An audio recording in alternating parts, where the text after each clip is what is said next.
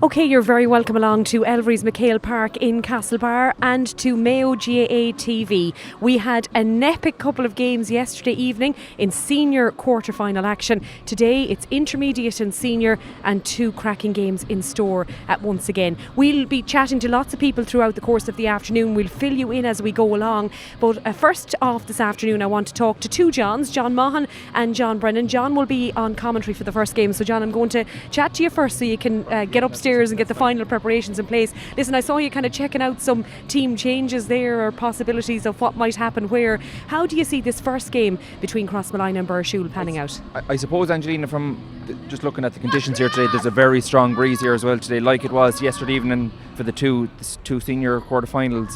Burrishoole coming into this game, wins over Druid Park, they beat Island AD and they beat Ball as well, so they have a bit of form coming into it as well. Whereas Crossmolina, they lost Ardnaree, that big game in the group stage for them, and they picked it up now. They had a massive win over Swinford coming into the championship, so they've been racking up big scores. They'll have the likes of Conor Loftus, Fionn Duffy, the regulars that you have inside in the forward unit. I think Crossmolina have that bit more firepower. The loss of Jason Doherty is huge for Burrishoole. His experience in the half-forward line for them, he's been driving them on to the county final last year. But I'd have to fancy Crossmolina today. For no disrespect at all to Crossmolina, but they probably will feel themselves, and I'll talk to John Maughan more about this in a few minutes, that they've underachieved in recent years. I think that would be fair to say. For Burrishoole, they've had a lot of near misses as well when it came to it. So their teams may be on different trajectories, but for Crossmolina, I suppose this is an important one for them. Yeah, because exactly this weekend last year, I think me, you, John, were talking here. They were playing Davids in the relegation final and they actually went down that particular evening. So they have been going on different trajectories, if you like, in terms of their development. Crossmolina were a seasoned senior team for the last 10 years. Maybe their underage development hasn't been as strong as what it has been in the past. They have new players coming through and they're relying maybe on the older brigade that has got them to a point maybe 5 or 6 years ago. They're in a period now where they need to get back up to senior because they probably have the potential there, whereas Burrishoole, you mentioned there, they had lost a number of county finals back in the early 2000s and that was tough for them, but Burrishoole without Doherty, I think they'll struggle. I suppose looking at the bigger picture of today, and I know you're in commentary for this one, but we have another huge game coming up here at Elverys MacHale Park, and we will delve into it a little bit more later on. But I mean, for Castlebar and Knockmore later on today, it's one that people, and Nigel Reap last night, he said his heart was kind of telling him that there could be an upset in this one. Could we have two big upsets like that in one weekend, or is that a bridge too far? I don't know. I seen the Brafey game last night and I thought Ballina were exceptional. They brought a real hunger, determination, real strong work ethic throughout the whole game, and I was delighted they got through. Whereas today's game, I just think Castlebar are operating on a different level to Brafey. You'd have to wonder whether Knockmore have the potential to get over the line today. They met with Ballintober in the group stages, lost by 6 or 7 points. I think just Castlebar are at a different level. I think you'd need to get Castlebar maybe playing at 75% and Knockmore at 100% to catch them. I just think Castlebar, I just think they're just another level at the minute. The quality of players that they have, I think they're in another stratosphere. Yeah, well, John, listen, we'll let you head upstairs to the commentary. We'll be hearing from John in just a couple of minutes. John Maughan, I suppose, to look at this game and your own native club going up against Burrishoole today. And John Brennan mentioned the different kind of scenarios that the two teams have found themselves in recent years. It's an interesting clash, this. It is, and it's, I just come from a ladies' game down in Boffinon. Lahardon Crossmolina girls had a very good emphatic win down there earlier on this afternoon. But I was just talking to some of the Lahardon boys that I'll be very familiar with, and I would ask them how they think this afternoon's fixture will go, and it's up in the air. Nobody could call it. I think it'll be very, very close. John has alluded to the fact that how the mighty have fallen. Crossmolina, my home club team, 2001 All-Ireland champions, 2003 All-Ireland finalists, and to see them struggling at intermediate level. Very lucky to get over the first round against Boney Conlon. And I did see them play against Swinford 2 weekends ago down in Foxford, and they were quite emphatic in that occasion. They got over Swinford, very disappointing, and they put up a huge score. But here this afternoon, John has already mentioned Jason Doherty's lost to Burrishoole. It's the guile and the experience and the expertise that he would bring to this Burrishoole team. He's a huge loss. Like, I mean, he could be a game changer, obviously with the inter-county experience that he has. But I think John mentioned it also, the firepower that Crossmolina have up front. I was talking to Ian Lavelle, he was here last night at the games, and he went down through the entire 6 forwards that they have. Every single one of them have inter-county experience, at minor, under 20 and a senior level. I mean, that is a serious sex set to have playing intermediate championship football. And for that alone, if they can get any kind of a decent quality ball into any of those forwards, you would imagine that Crossmolina should prevail. But I wouldn't be shocked. Burrishoole are a hardened team. I was involved with Larhadon for a couple of seasons, going back to Newport. You never get anything soft. Conor McMenamin was there with them for years, and he'll have them, steely fit, and they won't lie down. So I'm expecting a fascinating encounter, one that I'm looking forward to.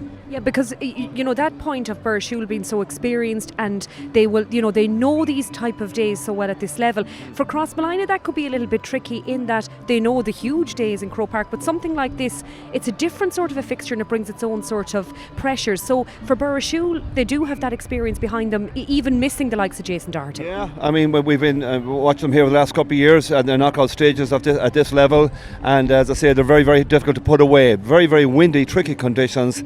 There will probably be mistakes in the game, and who kind of can recover from those mistakes. And obviously primary possession around middle of the field is critical. And Jordan Flynn, albeit he's picked I think they're at wing forward, I expect him obviously will start middle of the field. Conor Loftus is picked at midfield for Crossmolina on the programme, but he won't be playing there. So it's critical who gets primary possession. Paul McMenamin is a very, very experienced player for Burrishoole around middle of the field. But if Crossmolina can get any kind of a foothold around that middle third of the field, I would expect that they might prevail. Just to look briefly towards later on this afternoon, that's a very interesting encounter. Will Castlebar have too much firepower, do you think, straight off for Knockmore? No, it's a very, very tricky encounter. I've watched Castlebar and Mitchels playing the championship on both occasions this year. I've seen them play a couple of league encounters. They're not going well. Everybody would say that knows anything about football.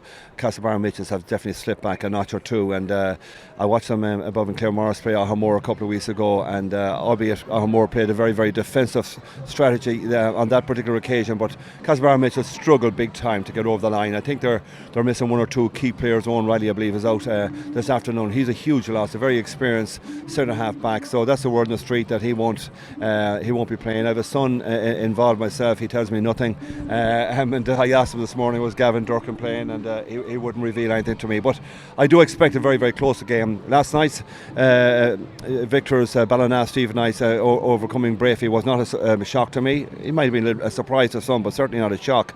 It would be a shock today if Knockmore prevailed here against Castlebar and Mitchels. I say Castlebar and Mitchels appear to be on the slide, despite what John said earlier on there. They're not near as formidable as they were a couple of seasons ago.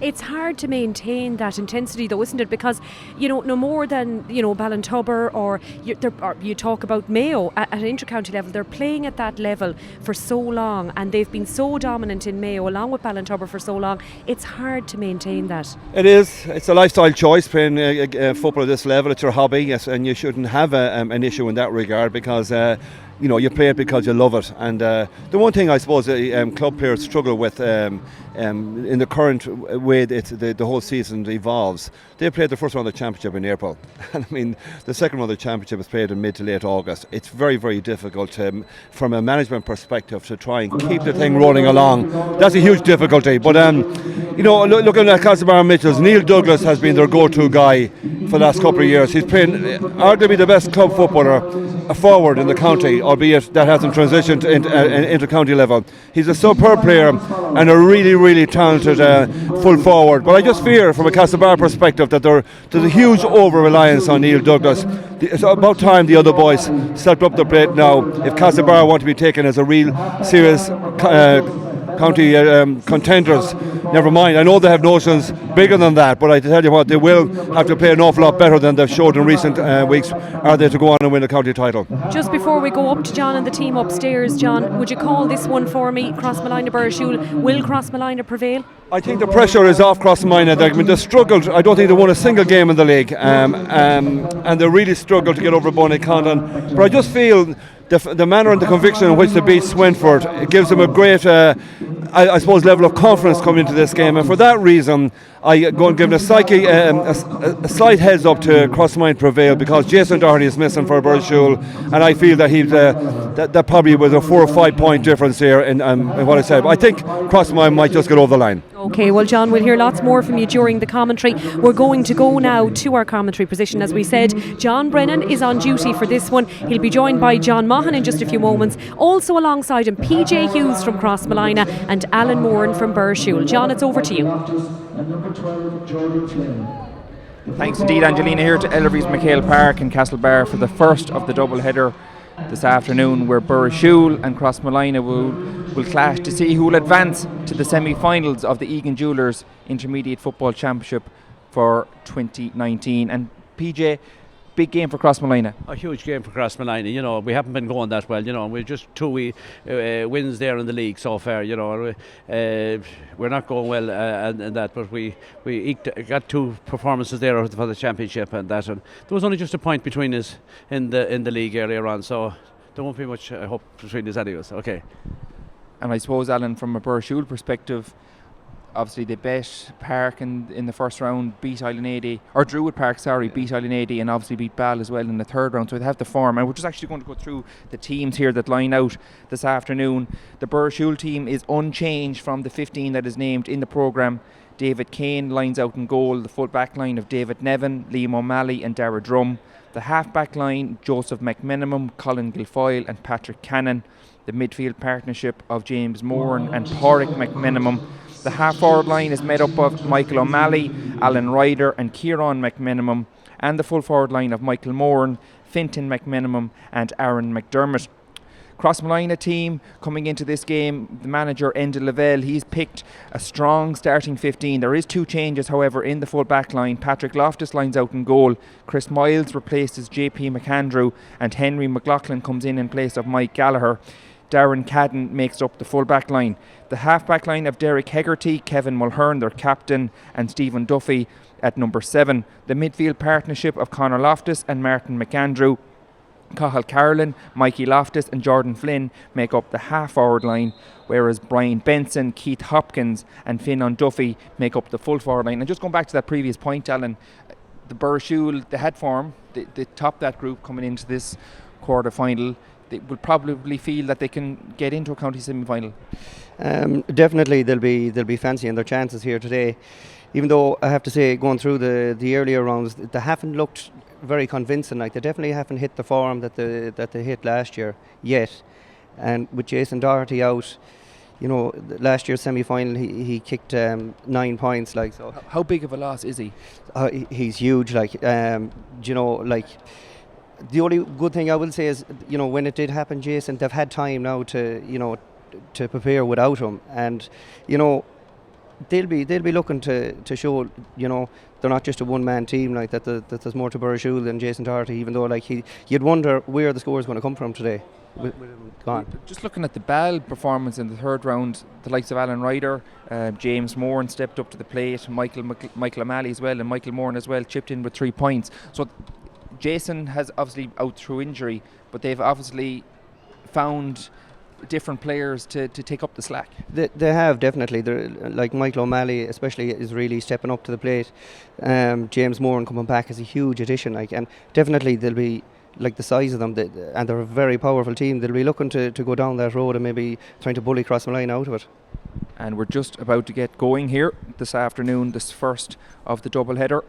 Referee Paul Lydon from Kilshama takes charge of this intermediate championship quarter final.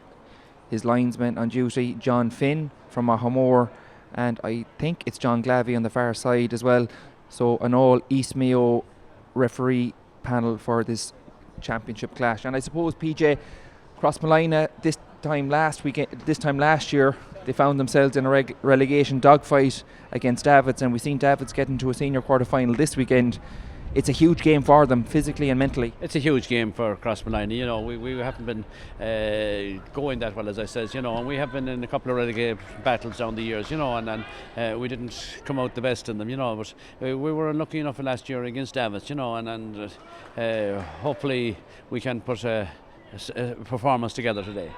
Thanks, PJ. And Paul Lydon gets the action underway here. Crossmolina win possession from that kick out, and in actual fact number 26 Henry McLaughlin has gone in at midfield for the throw in.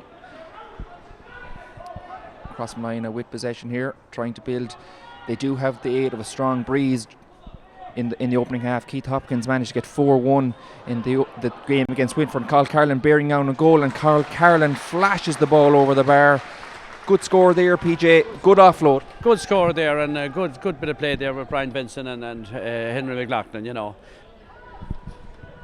Burrishoole now looking to get themselves relaxed and composed and back into the game. Whereas Crossmolina, they'll be hoping to build on this. Their opening point there coming from Cathal Carlin from play, and that kick out from David Keynes goes out over the sideline, and Burrishoole or Crossmolina can look to build here from the stand side here, MacHale Park, with Chris Miles. He picks out Keith Hopkins. He goes long inside to a dangerous looking Crossmolina full forward line, and that shot goes in there from number 13 Brian Benson.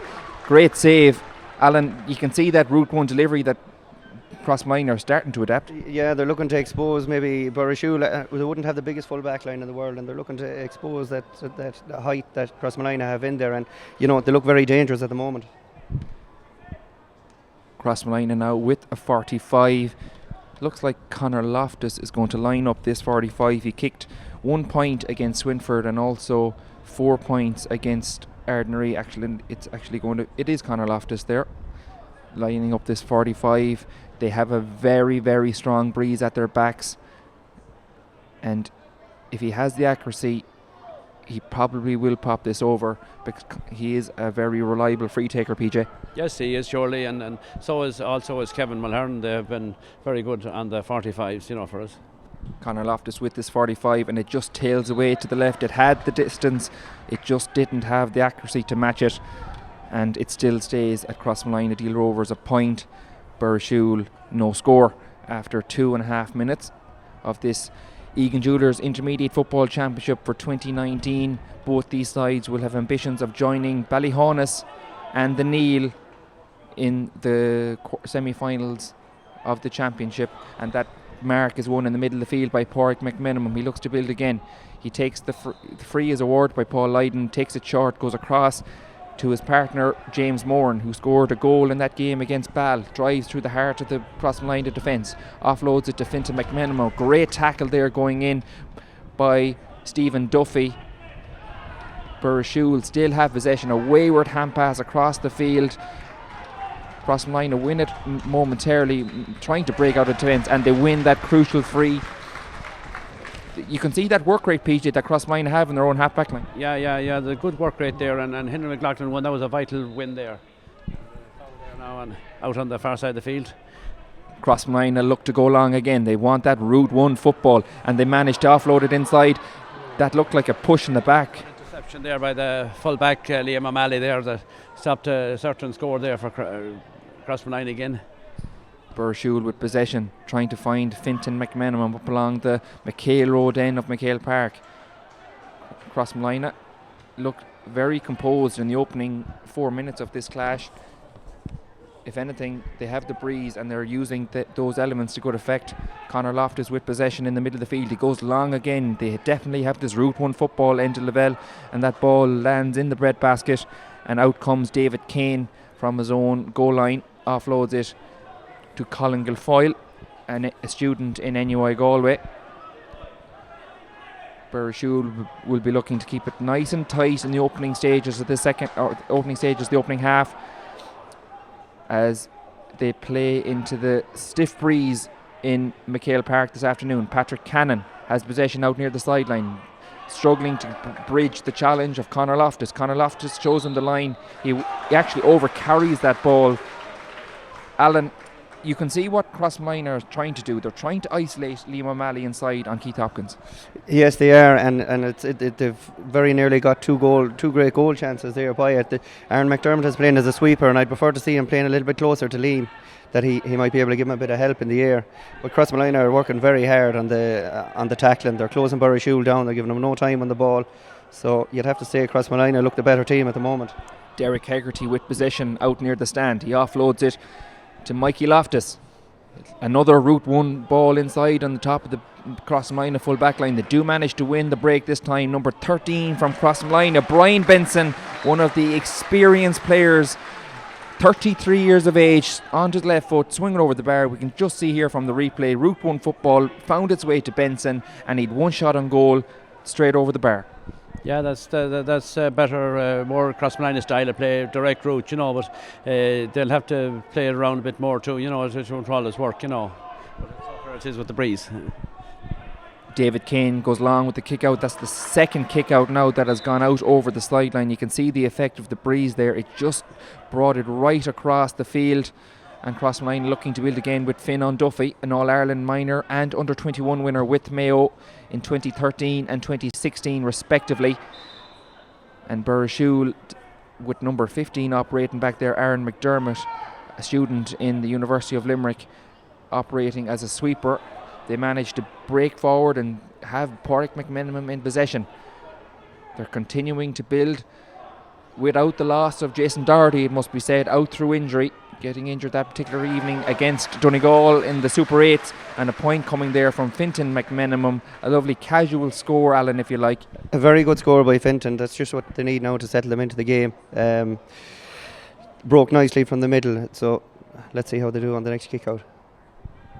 Crossmolina now, you can see their game plan in the opening stages of this game. They want to go Route 1 football, trying to use the breeze. However, it is Burrishoole that win that crucial mark in the middle of the field, courtesy of James Moran. Got the goal for them against Ball. That game finished Burrishoole 1-6, Ball 1-9. A real tight and tense affair here in MacHale Park 2 weeks ago. The conditions definitely weren't for free-flowing attacking football, it must be said. And Crossmolina still have possession here out near the sideline. Chris Miles with possession, a late substitute into the team, and a massive point there, Alan. You can see the work rate that Crossmolina had there.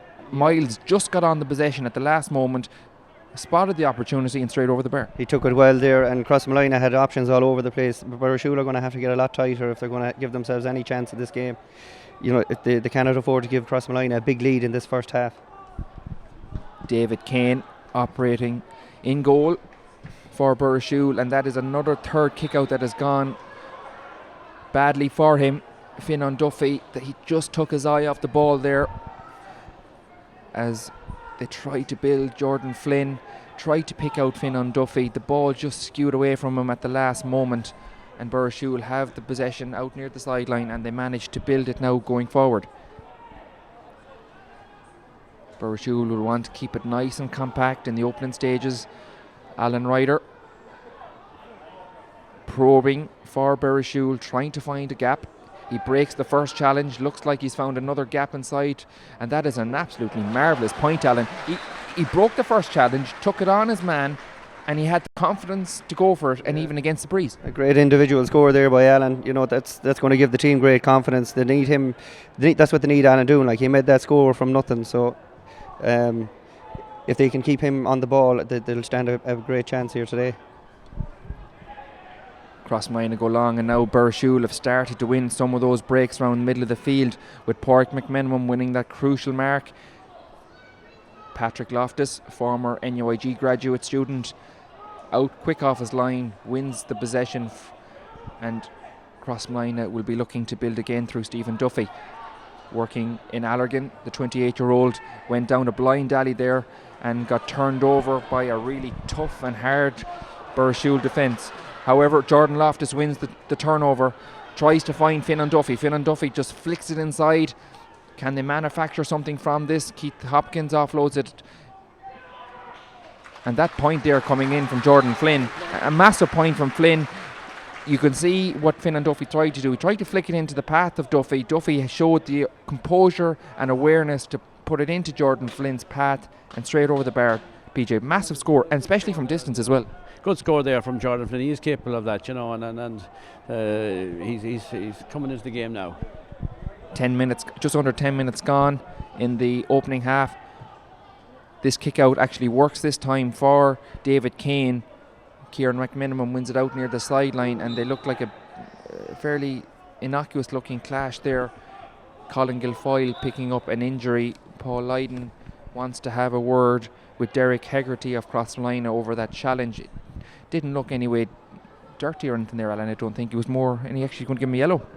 Well, I suppose Colin left himself open for it a bit. He had lifted the ball over the challenge and he just caught him in the stomach, but there was nothing too malice in it now.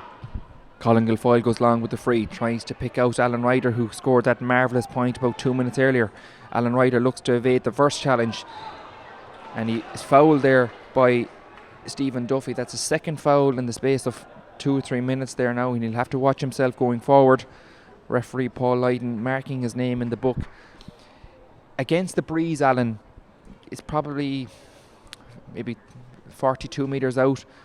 Will he go for this? It's against the breeze. It's a fairly difficult chance. I'd imagine it's well within his range. He's a fabulous kicker of a ball, and distance won't be the problem here, I'd imagine. Even though I know it's a strong wind, but he has a great strike of a ball. Fintan McMenamum, a student in IT Sligo, lining up this free following a foul on Alan Ryder.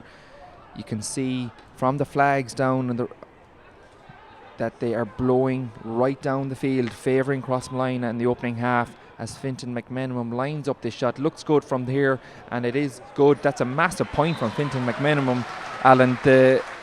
You could see at the moment it left his boot, he looked confident. Yeah, as I said earlier, he's a great kicker of a ball, and that'll settle him into the game as well. It'll give him a bit of confidence. So Patrick Loftus tries to pick out Henry McLaughlin in the middle of the field, and Crossmolina win that break courtesy of Derek Hegarty, and they look to build again. They want to go Route 1 football. It has worked for them so far. That ball has just broke kindly into the path of Liam O'Malley.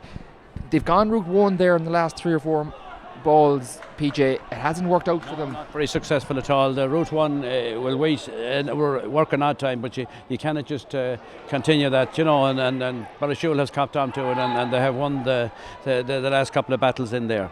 Stephen Duffy with a foul on Porrick McMenamum as he looked to break inside the Crossmolina defence. It looked like another yellow card possibly coming here. Referee Paul Lydon having a chat with him, and yes, a yellow card for him, and he'll definitely have to watch himself now going forward after 12 and a half minutes of opening half. This effort now from Fintan, just in a similar location from the previous one about a minute ago. Whether he can replicate the feat again remains to be seen, but he has confidence and he's definitely going to go for it. And this one just tails away to the left hand side and wide. Crossmolina still leading here, 4 points to 3. Crossmolina went back into the intermediate ranks for this season, having lost to Davits in the relegation final this weekend last year as well. Davits, who competed in the county senior quarter-final yesterday evening, losing out to Balladreen, and also Brafey losing to Ballina Stephenites after extra time in an absorbing contest here that only finished 9:45 last night in Castlebar. And also Ballintubber joined them in the senior quarterfinals or senior semi-finals as well, with Knockmore and Castlebar Mitchels. The final quarter-final taking place this afternoon after this Egan Jewelers intermediate quarter-final. Conor Loftus goes long. Just there, he took his eye off the ball, Martin McAndrew, at the crucial stage. I'm not sure whether this long ball tactic is working, PJ. No, it's definitely not working, and they have to keep ball in hand and stay smart and Burrishoole are playing a better game. They're passing the ball around at the right time and giving the ball, miss there by Crossmolina, and the ball lucky enough to get it back, but they've lost it to the right. Burrishoole win the possession after a bad turnover by Crossmolina. Jordan Flynn back in his own full back line, wins the free, and Burrishoole, Crossmolina will want to build again. You'd have to wonder why they keep persisting with that long ball strategy, considering they have the likes of Cathal Carlin, Conor Loftus, hard running players, and also Finn and Duffy, named at 15, but actually has played the majority of his football so far at midfield. And that's a stray hand pass going in there from Finn and Duffy. Tried to pick out Conor Loftus, the two former county under-21 stars, tried to beat and evade the challenge of Burrishoole. However, Burrishoole win that possession, and this man Fintan McMenamin, who hasn't pressed in the opening 15 minutes of this quarter-final. Burrishoole have definitely grown into the game. They go route one football. Can they work something out? The ball is broken kindly there to number 13 from Burrishoole, MacHale Moore, their captain. He broke the first challenge. Great save coming in from Patrick Loftus, from Michael Moore. Good chance. That was a great chance for Burrishoole there. What a save, it has to be said now. That was a certain goal chance, but super save by the Crossmolina keeper. Cathal Carlin with possession. Jordan Flynn flicked the ball into his path, and Crossmolina looking to build again through Chris Miles. You can see there he wants to go route one. Finn and Duffy lines up an effort from distance. The ball is going to drop in around the house, and yet another ball is picked up expertly in the Burrishoole full back line. John, I'm going to bring in John Mon now after the opening 16 minutes. They've gone route one football, John. It hasn't really worked out for them. Yeah, a little bit like Dublin, the All-Ireland final, when Tommy Walsh was sitting on the sideline. But yeah, they've launched about 7 or 8 attacks in on top of the full forward line. I think they've got a loose change out of it because Burrishoole have two sweepers back there and anticipating the high ball. So if Crossmolina would want to just vary their attacks ever so slightly. You'd wonder why they're persistent with that level of game, because they have hard runners like Conor Loftus, Cathal Carlin. These boys are well able to take on defenders, and that's why, you'd expect them to game manage themselves. Obviously, that was the instruction maybe inside the dressing room to get it in long and early, but it's certainly not working. That's why you got to vary it, and they're a little bit slow across mine, and bringing that kind of variation into their game. That ball has gone wide there for Burrishoole, and a kick out near coming from Patrick Loftus, but 4 points to 3. Burrishoole will be very happy with where they are at the minute, Alan, playing against a strong breeze. Fintan McMenamin with a massive point as well. Alan Ryder with an excellent effort from distance. So they'd be quietly content of where they are at the minute. They'll be very happy where they are, considering the strength of that wind and how ropey they looked in the first opening 5 minutes. They've got to grips with the Crossmolina full forward line now, and they look a lot more comfortable. Another ball there in on top of Martin McAndrew, broken away by the experienced Liam O'Malley. 35 years of age, made his Mayo Senior Football Championship debut back in 2005 against Galway, and he's still doing it strong for his club as Burrishoole look back to get into another county intermediate final, having lost last season's decider against Belmullet, and they went on a hat-trick of defeats back in 2010, 2011 and 2012, losing to Tourmakeady, Davids and Charlestown respectively on those 3 years. It has been a frustrating campaign, if you like, at intermediate level for Burrishoole. Sometimes the underachievers at this particular grade always knocking on the door, but yet to find the elusive pathway into the senior ranks. Finn and Duffy has possession on his own 45, elects to go long from distance. It looks good from here, and it is good, and that is a massive point from Finn and Duffy. An excellent score from distance. He elected to go long. He picks it up here, just so we can see from the replay, about 45 metres out from goal, and he straight over the bar, PJ.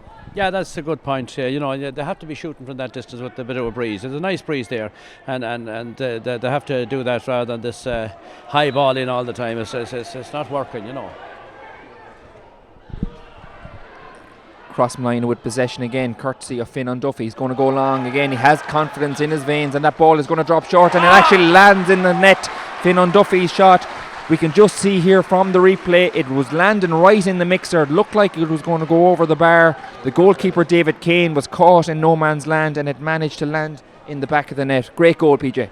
Yeah, well, the ball was right on the meat on the crossbar, and Keith Hopkins followed in, and he got a hand to it, I think. Great goal, John. Well, a lucky goal. Well, for a shooter's goal, Finan Duffy was going for a point. Obviously, it dropped short in the way, albeit wind assisted. But Finan Duffy, he's just a very, very quiet opening 15 minutes, but he just began to, turn the screw. He is a prolific striker of the ball. There he is. Is that a score from Finan? That's 1-2 in the space of 3 minutes, John. He's their go-to guy. He's a game changer for Crossmolina for the last couple of years. A former Mayo minor and under 20 medalist. He's a top quality footballer. Great striker of the ball. Very, very accurate. Very difficult to mark on his day. And that's a couple of super scores from him. He's racked up some big tallies in the championship so far. 4 points against Bonnyconlon, 2 against Ardnaree, and 1-7 out of their 7-16 tally against Swinford in the third group game of the championship. And Jordan Flynn wins a crucial turnover in the middle of the field. He sees Carl Carlin in space. Carl Carlin has the ball. Crossmolina, if they can find an opening on the left hand side, but they elect to go long. Brian Benson acknowledges the fact there that possibly should have recycled across the field. Alan, after all the good Burrishoole possession and good Burrishoole play, that was wiped out in the space of 2 minutes. It has changed there very quick, and they definitely need to tighten up on Finan Duffy. If you looked at him, there wasn't a man within 5 yards of him taking those couple of shots. They really need to tighten up on him, because give him space and time, he will score. Make sure you contact us here at Mayo GAA TV here this afternoon to let us know where you're watching this doubleheader from at Elverys MacHale Park, as both Burrishoole and Crossmolina look to book their passage in the semi-final. Carl Carlin offloads it to Finan Duffy. Finan Duffy lines up another effort on goal. This one just tails away to the left hand side. He probably had the confidence, John. He's a lot of adrenaline now. He probably thinks he's invincible at this stage. Irrespective of how the game is going, that's Finan for you, because he will shoot on sight. And normally very, very accurate, as I say. But Stephen Duffy, who was under serious pressure early on in the game there, he came out and put a huge turnover there that led to that opportunity for Crossmolina. It should have been converted, but unfortunately from a Crossmolina perspective it wasn't. But Stephen Duffy having a bit of a belly full of it in at full back. He's on a yellow card, but begin to settle down a little bit now. With the breeze though, John, you'd be hoping that Crossmolina would be hoping to build up advantage. They're bad wides, considering that they have the wind at their back in the opening half. Yeah, Crossmolina have been playing poorly all year. They've won just 2 championship games, I think, beaten in every single league game. Confidence a little bit low with them, but certainly having scored 1-6 in those opening minutes here now, you expect that they will settle down. Looking at the game now, if you're looking at it objectively, you would say Crossmolina that little bit more composed, that little bit better. But here's an easy tap over free now from Burrishoole to say that. Fintan McMahon put the ball into the path of Dara Drum, shipped a heavy challenge there, a very central free on the 21-yard line, and you'd imagine that Burrishoole will kick this and will ease into that lead that Crossmolina have managed to mass in the space of 3 or 4 minutes. And just going back to John's point, PJ, we're just going to go to the goal here now from the Crossmolina goal, courtesy of Finan Duffy. We can see from the replay, Finan definitely was lining up an effort from play. The ball dropped in around the house, and David Kane was caught in no man's land, and the ball landed in the back of the net. And Burrishoole have this free on the 21-yard line, and Fintan McMenamum actually clips the post. That's a very, very bad effort there, Alan. That's a dreadful miss by Fintan. Like that, that's bread and butter stuff for a free taker. So Burrishoole need to be getting those, with the way things is going. Fintan McMenamum there missed the free, won the turnover there, fouled by Henry McLaughlin. And going back to the point, PJ, Crossmolina found themselves 3 points to 1 up. Burrishoole then crept themselves into the game, but that 1-3 in the space of 5 minutes has parachuted them into the ascendancy. Well, that's right, but Burrishoole are an experienced team, and I don't think it'll phase them that much. They have the breeze to come in the second half, and I know that was a bad miss there by the full forward there from the free, coming back off the post, but the goal down there was crucial, and it was the follow-up of Keith Hopkins, and I wouldn't blame the goalie because he came in on top of it and Fintan McMenamum there, that point, he wiped the miss out of his mind. He managed to get that free there, reduce the gap further, 1-6 to 4 points as we tick into the 25th minute of this Egan Jewellers Intermediate Football Championship quarter-final at Elverys MacHale Park, live on Mayo GAA TV. And Conor Loftus wins possession from that kick out. He has pace to burn, and he has Jordan Flynn on his shoulder. Loftus picks up the return, bearing down on goal. Conor Loftus with a shot on goal, easily saved there by David Kane. Burrishoole survived that attack, and they can look to break out here from defence, courtesy of Kieran McMenamin. Offloads it to Alan Ryder. Alan Ryder finds a pocket of space, puts it into the path of Colin Guilfoyle. Colin Guilfoyle in loads of space, caught but overcarrying, caught in two minds, John. Yeah, like, I mean, no question about it. Burrishoole forward looking to his right. He should have found him with an easy pass. Unfortunately, from his perspective, it was who was it? Colin Guilfoyle. Yeah, centre back.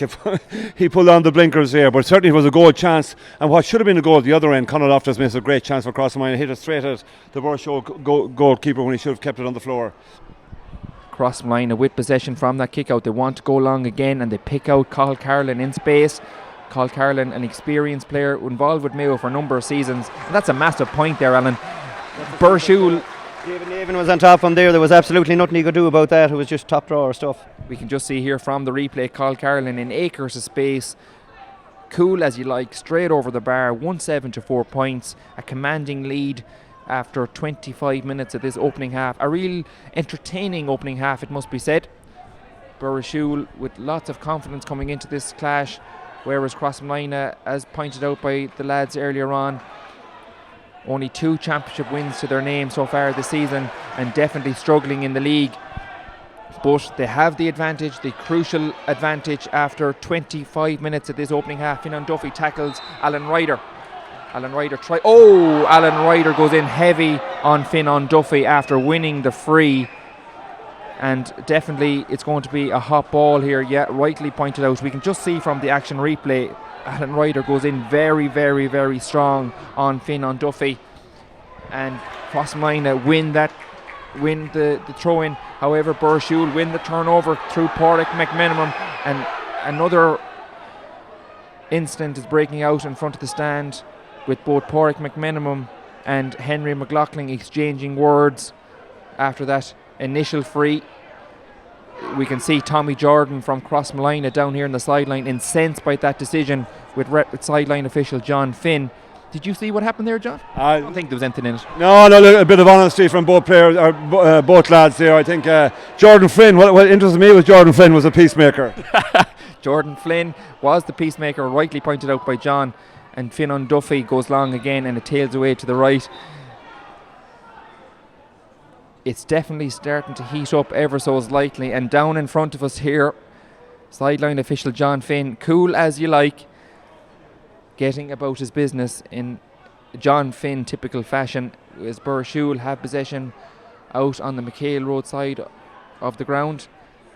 Burrishoole definitely in a spot of bother at the minute. They have possession through Pádraig McMenamin, tries to evade the first challenge of Jordan Flynn. That's a very, very bad hand pass, as Crossmolina have isolated Finan Duffy one-on-one inside. Finan Duffy manages to evade that challenge of Dara Drum, and the ball managed to go out wide. Alan, your assessment of Burrishoole at the minute, where do you think that they're struggling?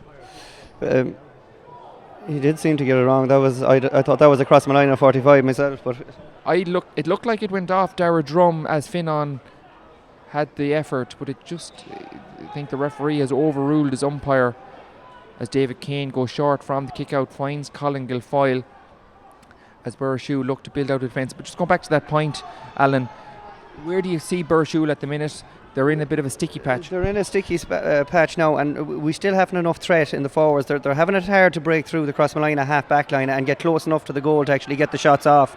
And they're very sloppy in their hand pass in this last 10 minutes. You know, there's a lot of passes going astray, and they're just having it hard to get inside Crossmolina. Michael O'Malley offloads it to Pádraig McMenamin. They want to go long. However, Jordan Flynn is in there in the right place, wins that turnover. Jordan Flynn, a very strong, powerful unit involved with the Mayo under-20s that lost the All-Ireland final to Kildare a couple of years ago. Crossmolina with possession. A seasoned team and an experienced team in the senior ranks, and that ball breaks inside towards Brian Benson, and Brian Benson showed all of experience there, turned inside, managed to find that yard of space, bought himself that yard, and showed all of experience to just pop the ball over, cool as you like, stretches their lead further, 1-8 to 4 points as we tick into the final minute of normal time here in Elverys MacHale Park. The breeze has definitely picked up in the last 5 or 6 minutes, and Crossmolina have used those elements to good effect. Burrishoole will have possession from this line ball here. Derek Hegarty couldn't keep that ball in play there. Burrishoole will want to get a score on the board now. They find themselves 7 points adrift here and struggling, if you like. Crossmolina, if anything, Alan, are growing in momentum and growing in dominance. Crossmolina are looking more and more comfortable and in control of this game as it goes on. Like that was another wayward kick into Finton on his own with 3 Crossmolina men around him.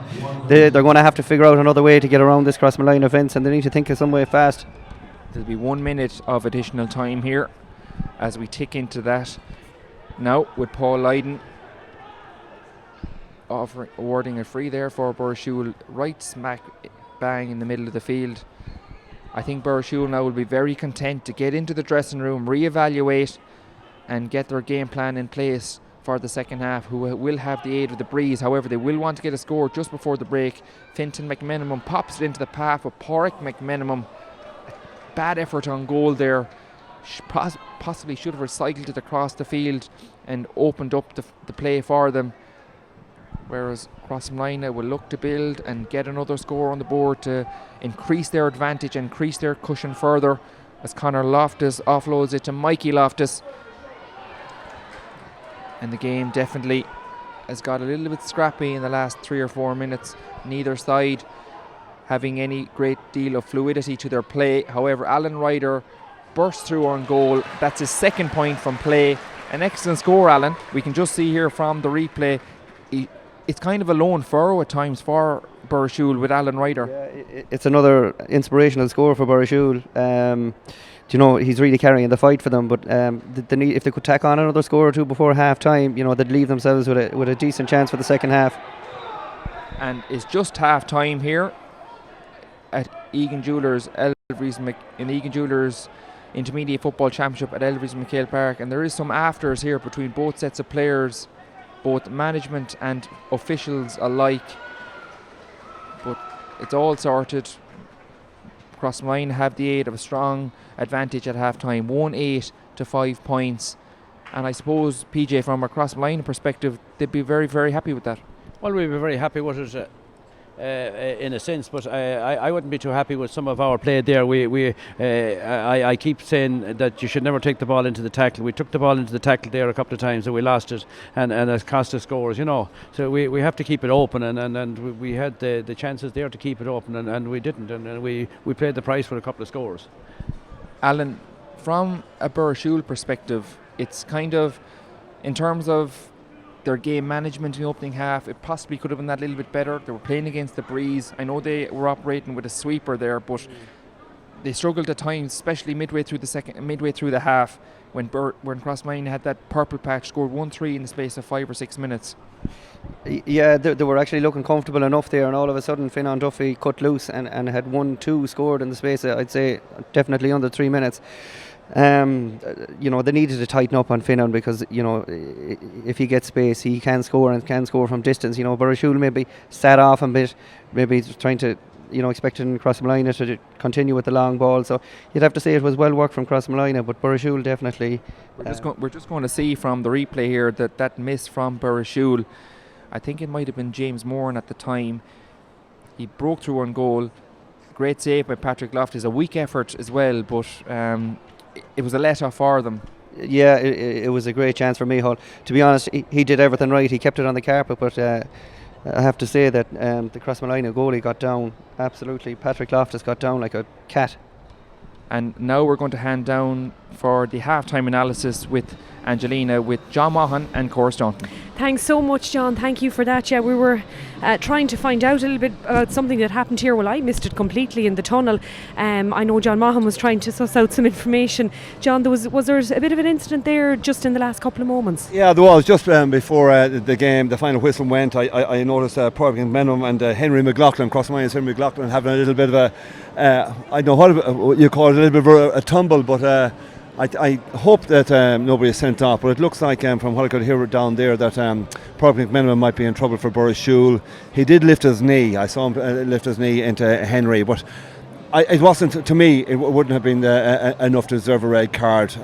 Burrishoole are in enough trouble in that first half without them being reduced to 14. So I hope for the sake of the game and for the entertainment value that nobody is going to see red. But from what I believe, just what I've been told there, that there will be a red card issued. Okay, so we'll watch that with interest. Just your assessment then of that first half. I mean, it's Crossmolina once, especially when they got the goal, they look comfortable, kicked some lovely scores as well. Yeah, they did. They have a very classy forward line. I mentioned it before the game. They have lots of inter-county experience throughout the spread right across the 6 forward positions.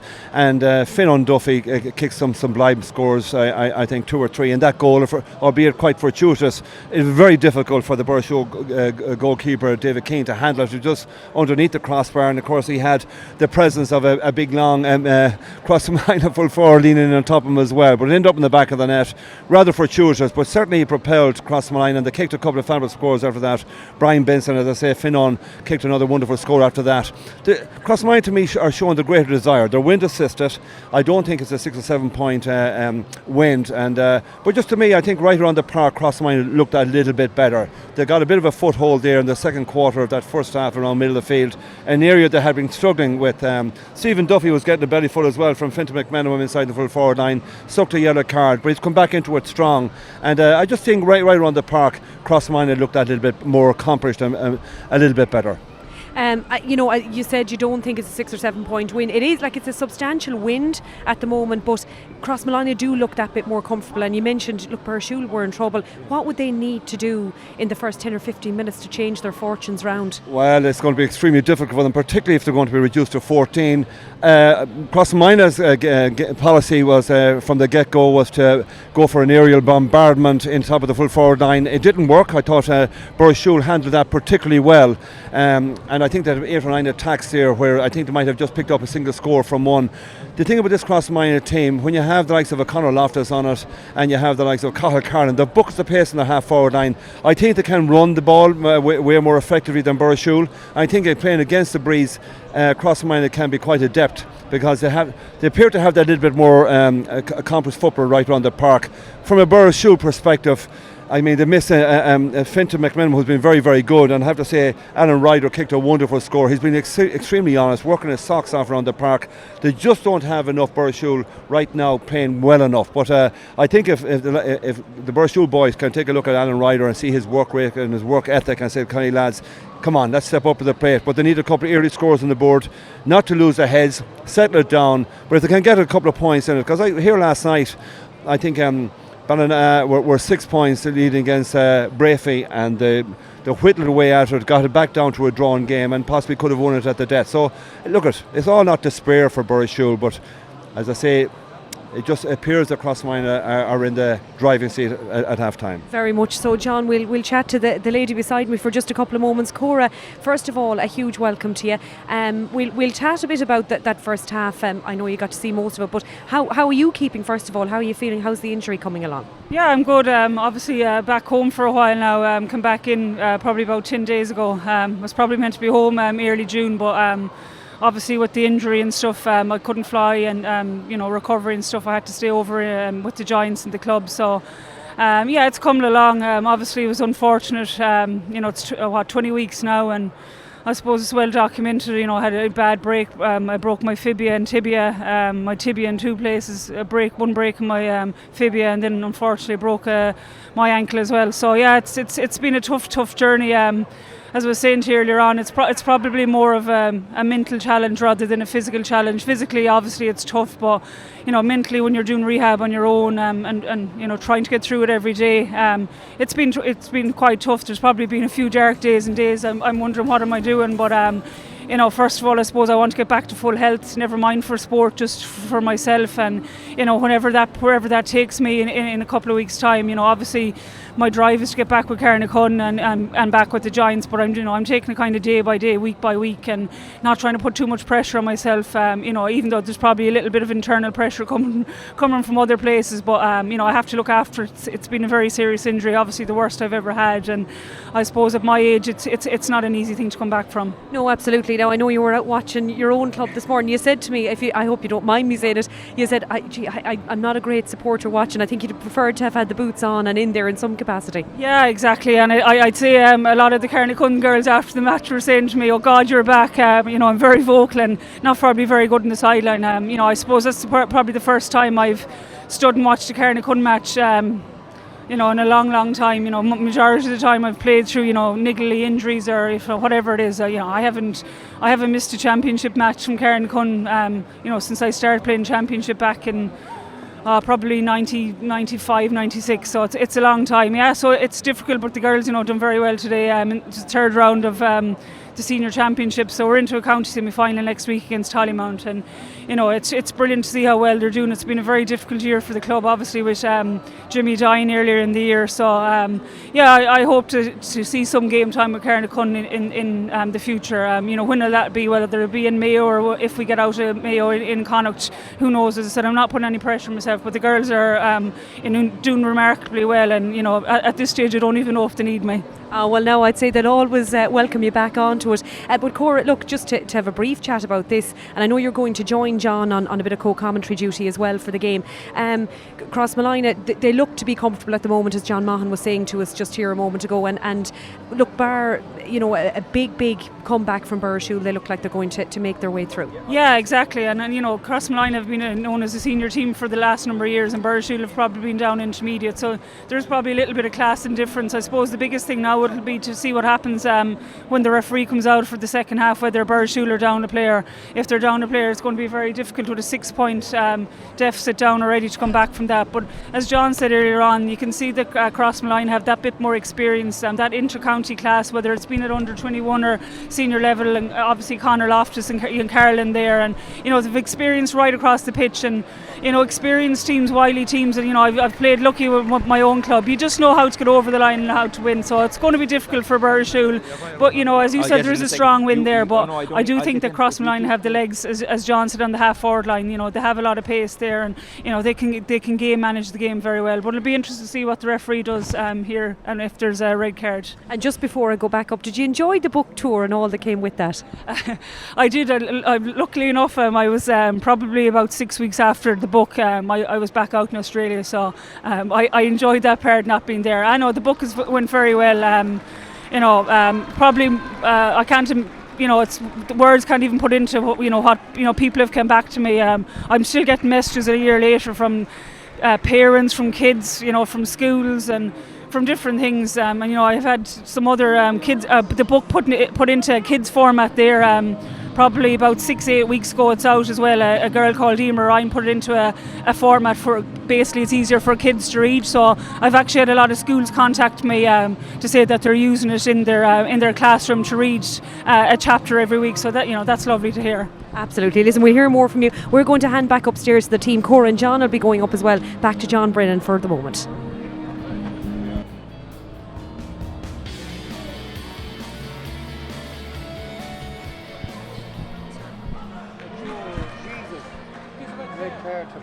We're just after seeing their referee Paul Lyden issuing a red card to number 9 Pádraig McMenamin. If we can get some details there about that.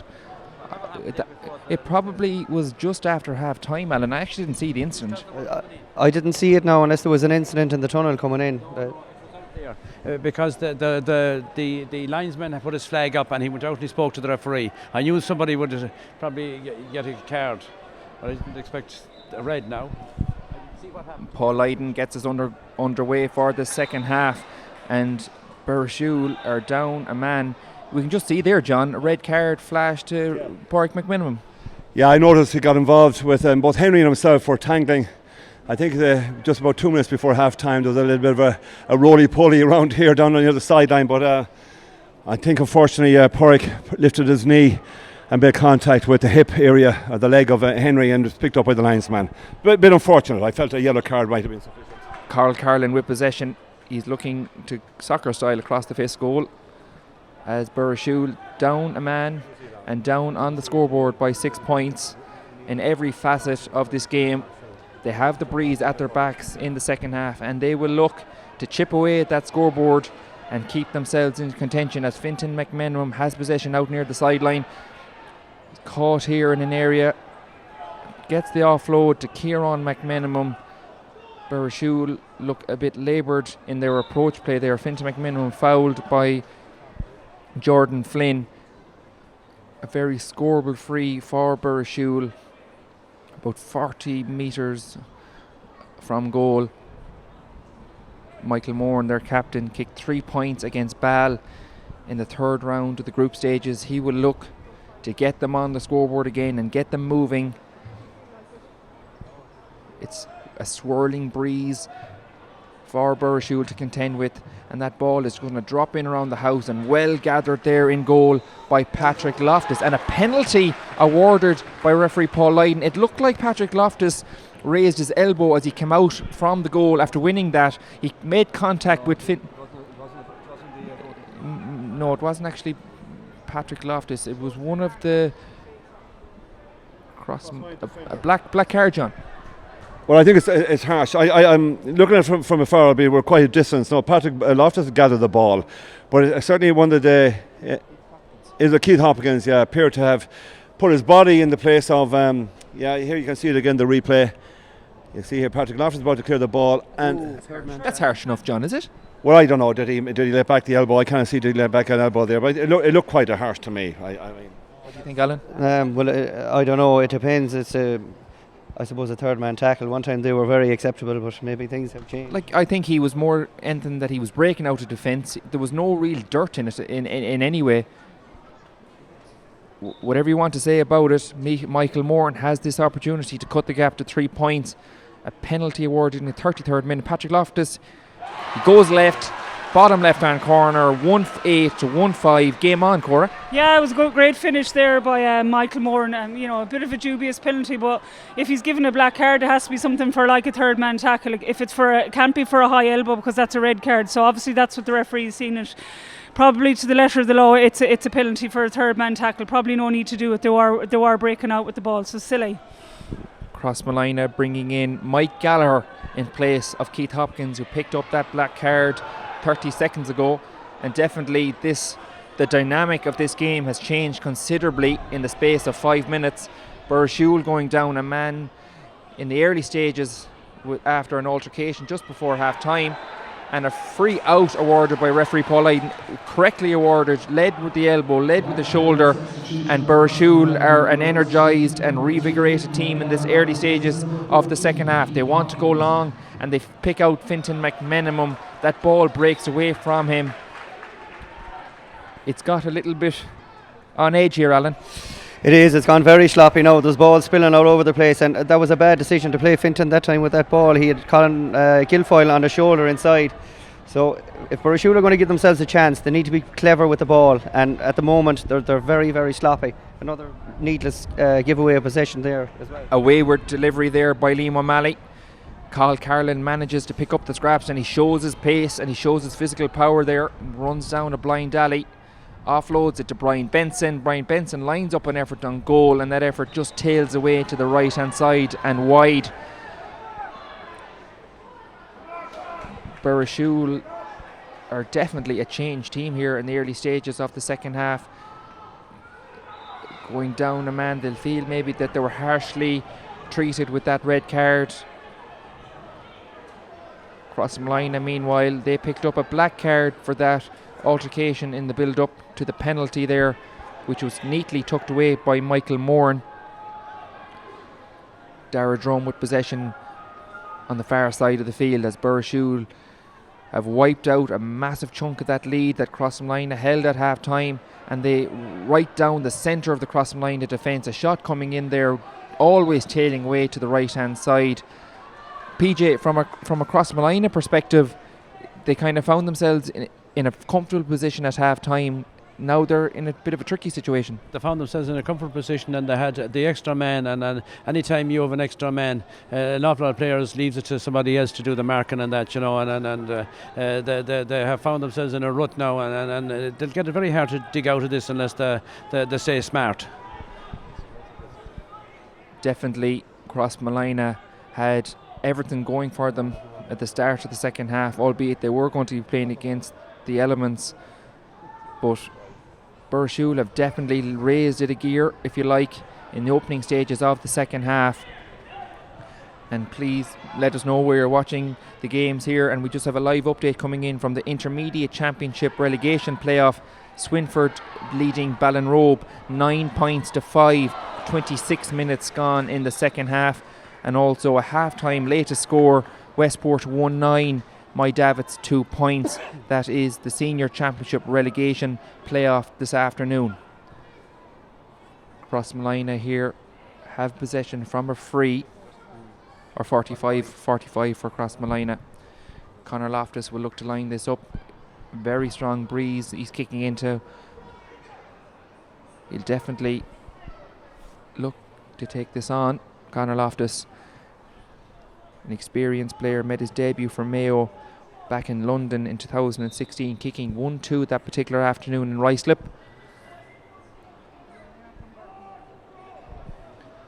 They definitely just need a score now to settle them again, get them back into the game. The likes of Conor himself and Finn Duffy and Brian Benson, and that 45 always was tailing away to the left-hand side and wide. They need a score, Alan, from a Crossmolina perspective, because all the possession and all the dominance was with Burrishoole there in the opening 7 minutes of the second half. It is, yeah. They've sort of edged their way back into the game somewhat, but now they're still not very convincing on their attack. Like you see, they're having it very hard to get outside this Crossmolina cover. So Crossmolina have that possession courtesy of Cathal Carlin. It is scrappy, but they do have possession. Can they manufacture something from it? Mike Galler ran down a blind alley, found out Cathal Carlin again. His shot was blocked down, manages to win the breaking ball, and he wins his free out near the sideline, just between the 13 and 21 metre line. Quite a difficult effort. We can see Conor Loftus trotting over. He's going to have a look at it. It's quite a difficult shot there, Cora. Yeah, it's the breeze. Yeah, especially with the breeze, and obviously he's going short here now. He's taking the right option, and Crossmolina badly need to score. Brian Benson with a shot on goal. It just drops around the house, tails away to the left hand side and wide.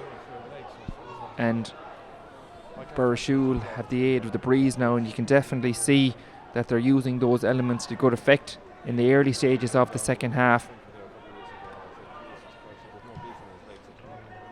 Long ball right into the middle of the field. Jordan Flynn gets a hand on it, but Burrishoole win that crucial turnover.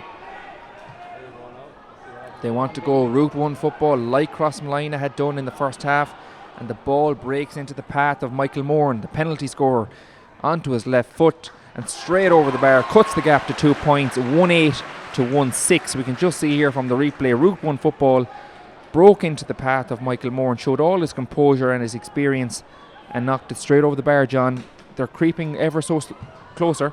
Yeah, like I mean, Burrishoole after that goal they got from the penalty, that's their first point in the second half. Pardon? Man gone. A straight red card. Derek Hegarty, I think, is it? Second yellow, yeah, but I think he just flashed a straight red. Definitely Derek Hegarty picked up a yellow card in the opening 10 minutes of the first half, but referee Paul Lydon issued a straight red card there to Derek Hegarty. We will check that for you, but in any case, Crossmolina hold a slender 2-point cushion, and it is Burrishoole have all the dominance and all the momentum so far. Fintan McMenamum evades the first challenge. Can he get the shot on goal to reduce the gap to a solitary point? And yes, he can. Fintan McMenamum adds to his tally, 1-8 to 1-7. We can just see here from the replay, showed all his experience. Only a youngster operating in IT Sligo, 21 years of age, and pops that ball over the bar. A Crossmolina player down injured here, receiving treatment, just maybe trying to kill the momentum that Burrishoole have started to build up, Alan. Yeah, that was a great score by Fintan. He's really starting to show great leadership for a young guy. A super score by Fintan. Burrishoole, all the momentum so far in the opening 11 minutes of this second half. Patrick Loftus, kick out, well won in the middle of the field as Crossmolina look to build again. A wayward hand pass finds its way to Mike Galler, took his eye off the ball, and Burrishoole have it courtesy of Alan Ryder.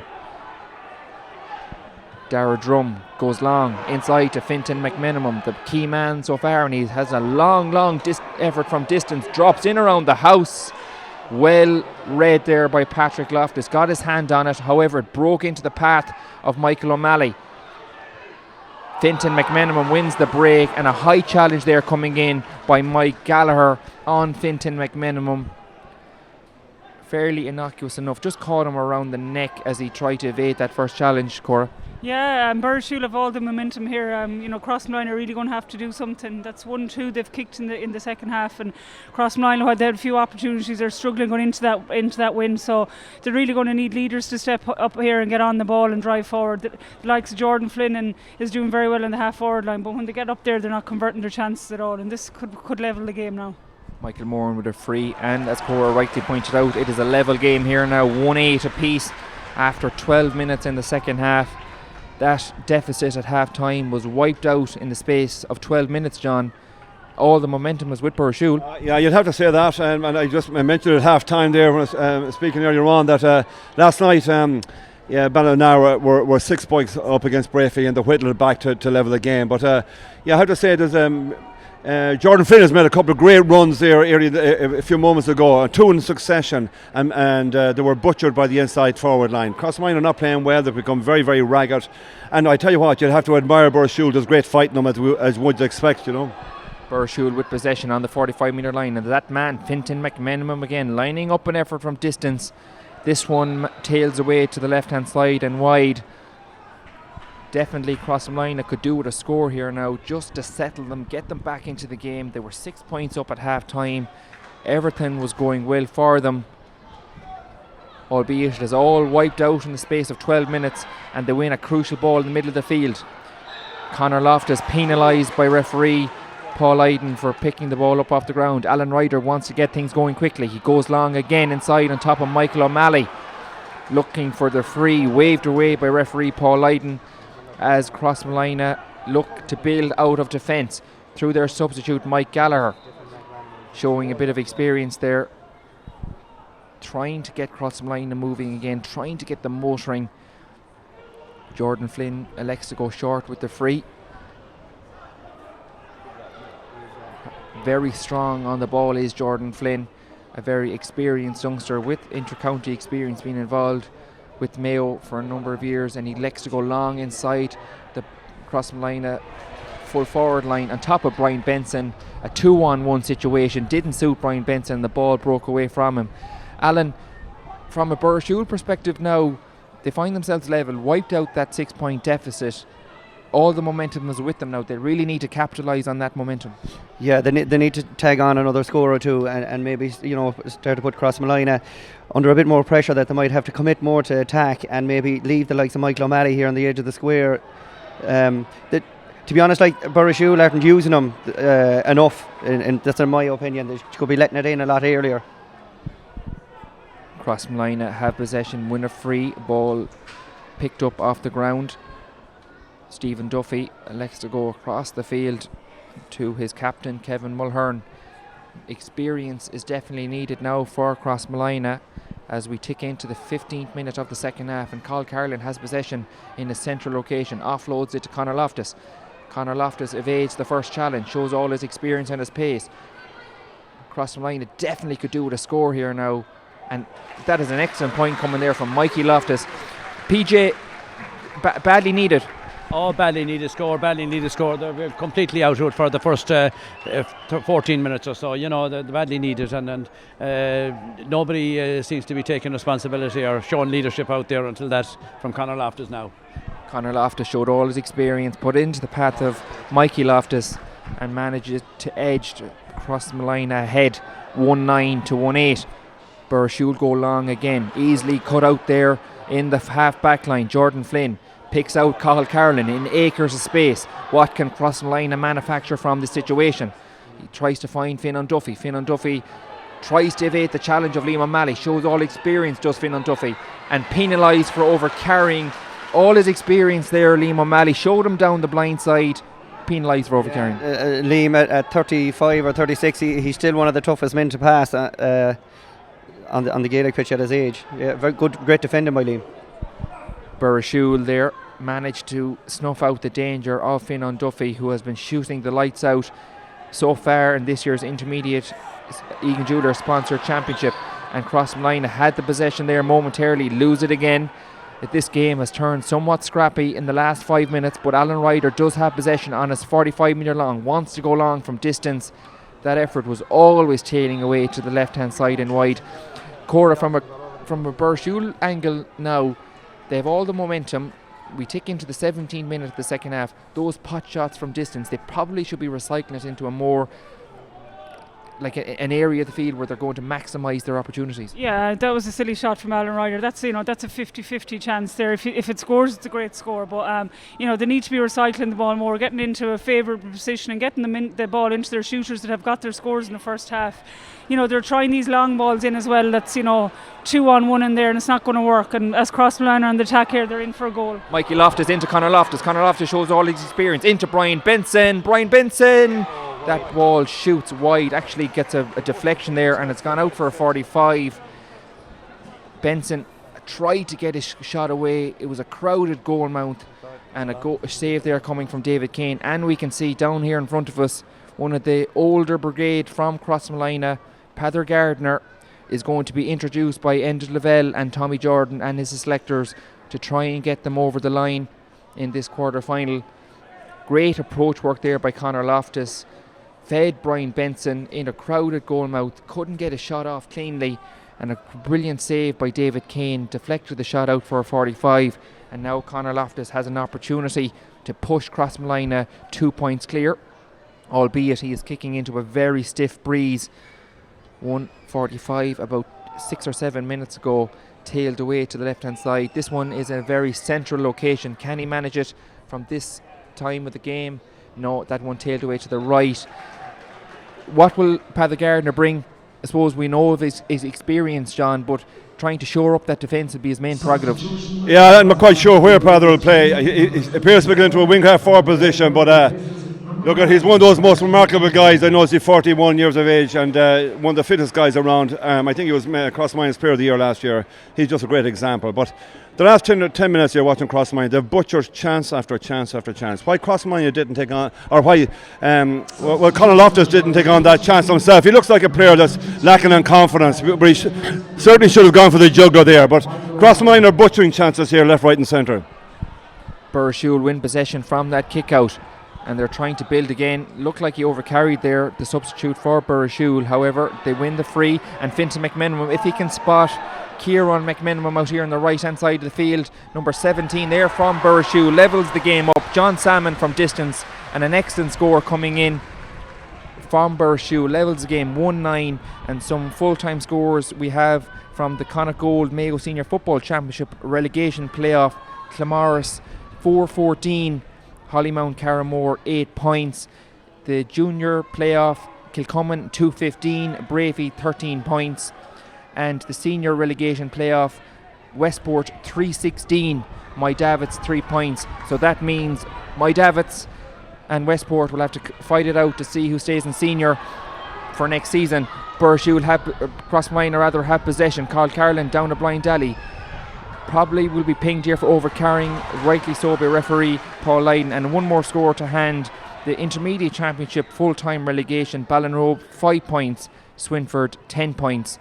They are full-time scores from around the grounds here in Mayo this afternoon. And in Castlebar here in this Egan Jewelers Intermediate Championship quarter-final, with 20 minutes gone in the second half. Both these sides are deadlocked at 1-9 apiece. Crossmolina had opportunities, as John Maughan pointed out there, to push themselves into the ascendancy and didn't avail of those opportunities. And you could easily say the same thing for Burrishoole as well. Some pot shots from distance, including the likes of Fintan McMenamum and Alan Ryder, when possibly they should have recycled that ball into a more manageable and scoring position. Alan, 10 minutes left now. Where's the winning and the losing in this for Burrishoole? The Burrishoole just need to hold their composure now and be careful with their shot selection. They've had a few sort of wild shots and a bit slow on getting their heads up as well. So I see Patrick Chambers has come on here, and he's a very athletic lad who can score. James Moran with possession, offloads it to Alan Ryder. He has loads of time and loads of space, and Alan Ryder pops up another score for Burrishoole, adds to his tally. We can see here from the replay, had acres of space, time and composure, and Alan Ryder, as cool as you like, pushes Burrishoole 110 to 1-9 ahead in this intermediate championship quarter-final. And please let us know where you're watching this quarter-final this afternoon, live on Mayo GAA TV, where you're tuning in on all the action. Burrishoole win a free in the middle of the field. Crossmolina now in a sticky patch at the minute. Lots of possession, no end product, and referee Paul Lyden has a word there with Henry McLaughlin, a late change into the Crossmolina starting team this afternoon as Burrishoole look to build again, courtesy of Patrick Chambers. Looks like he was caught there. Carl Carlin pings him for over carrying. Looked like harsh, John. That looked very harsh.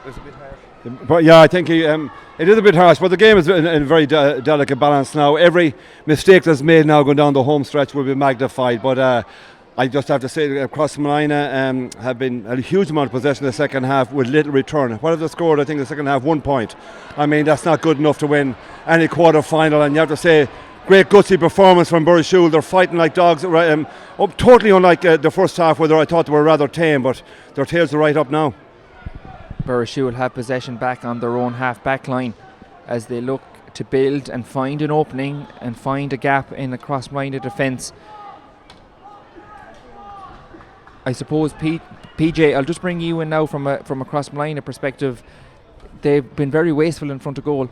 Well, we've been wasteful in front of goal, and the bits of possession we've got, we've taken it into the tackle and we've lost it, and we really don't like getting back into this game unless some miracle or something the way they're playing, because you think Burrishoole has the extra man or two.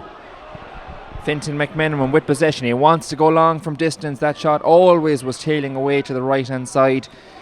That was a fairly speculative effort, John. It wasn't really a shot on for Burrishoole. They could have brought that on that little bit further. Alan mentioned earlier about composure. There's an example of a lack of composure.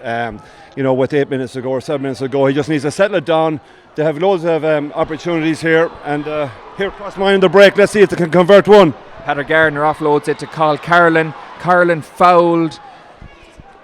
They're a free for Crossmolina. They have an opportunity now to level proceedings. You could see the experience there, Cor, that Pather brought to the game. He broke the gain line, put it into the path of Carl Carlin, and managed to manufacture and draw the free. Yeah, Crossmolina look dangerous every time they go forward. It's just that final passer, trying to get the last person on the ball. Carl was obviously fouled there, and this is a crucial shot for Conor Loftus. He's missed 2.45 previous to this. As John said earlier, he'd a shot for goal that he gave across a square to Brian Binson, which was the wrong option. So this is crucial.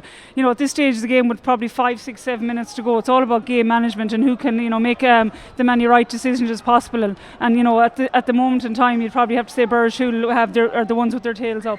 Conor Loftus electing to go out of his hands for this free. Can he bend this shot over the bar? And it looks like it's going to tail away to the left hand side and wide, and that is another opportunity gone a begging for Crossmolina as we tick in to the 25th minute of the second half. Burrishoole leading 110 to 1-9.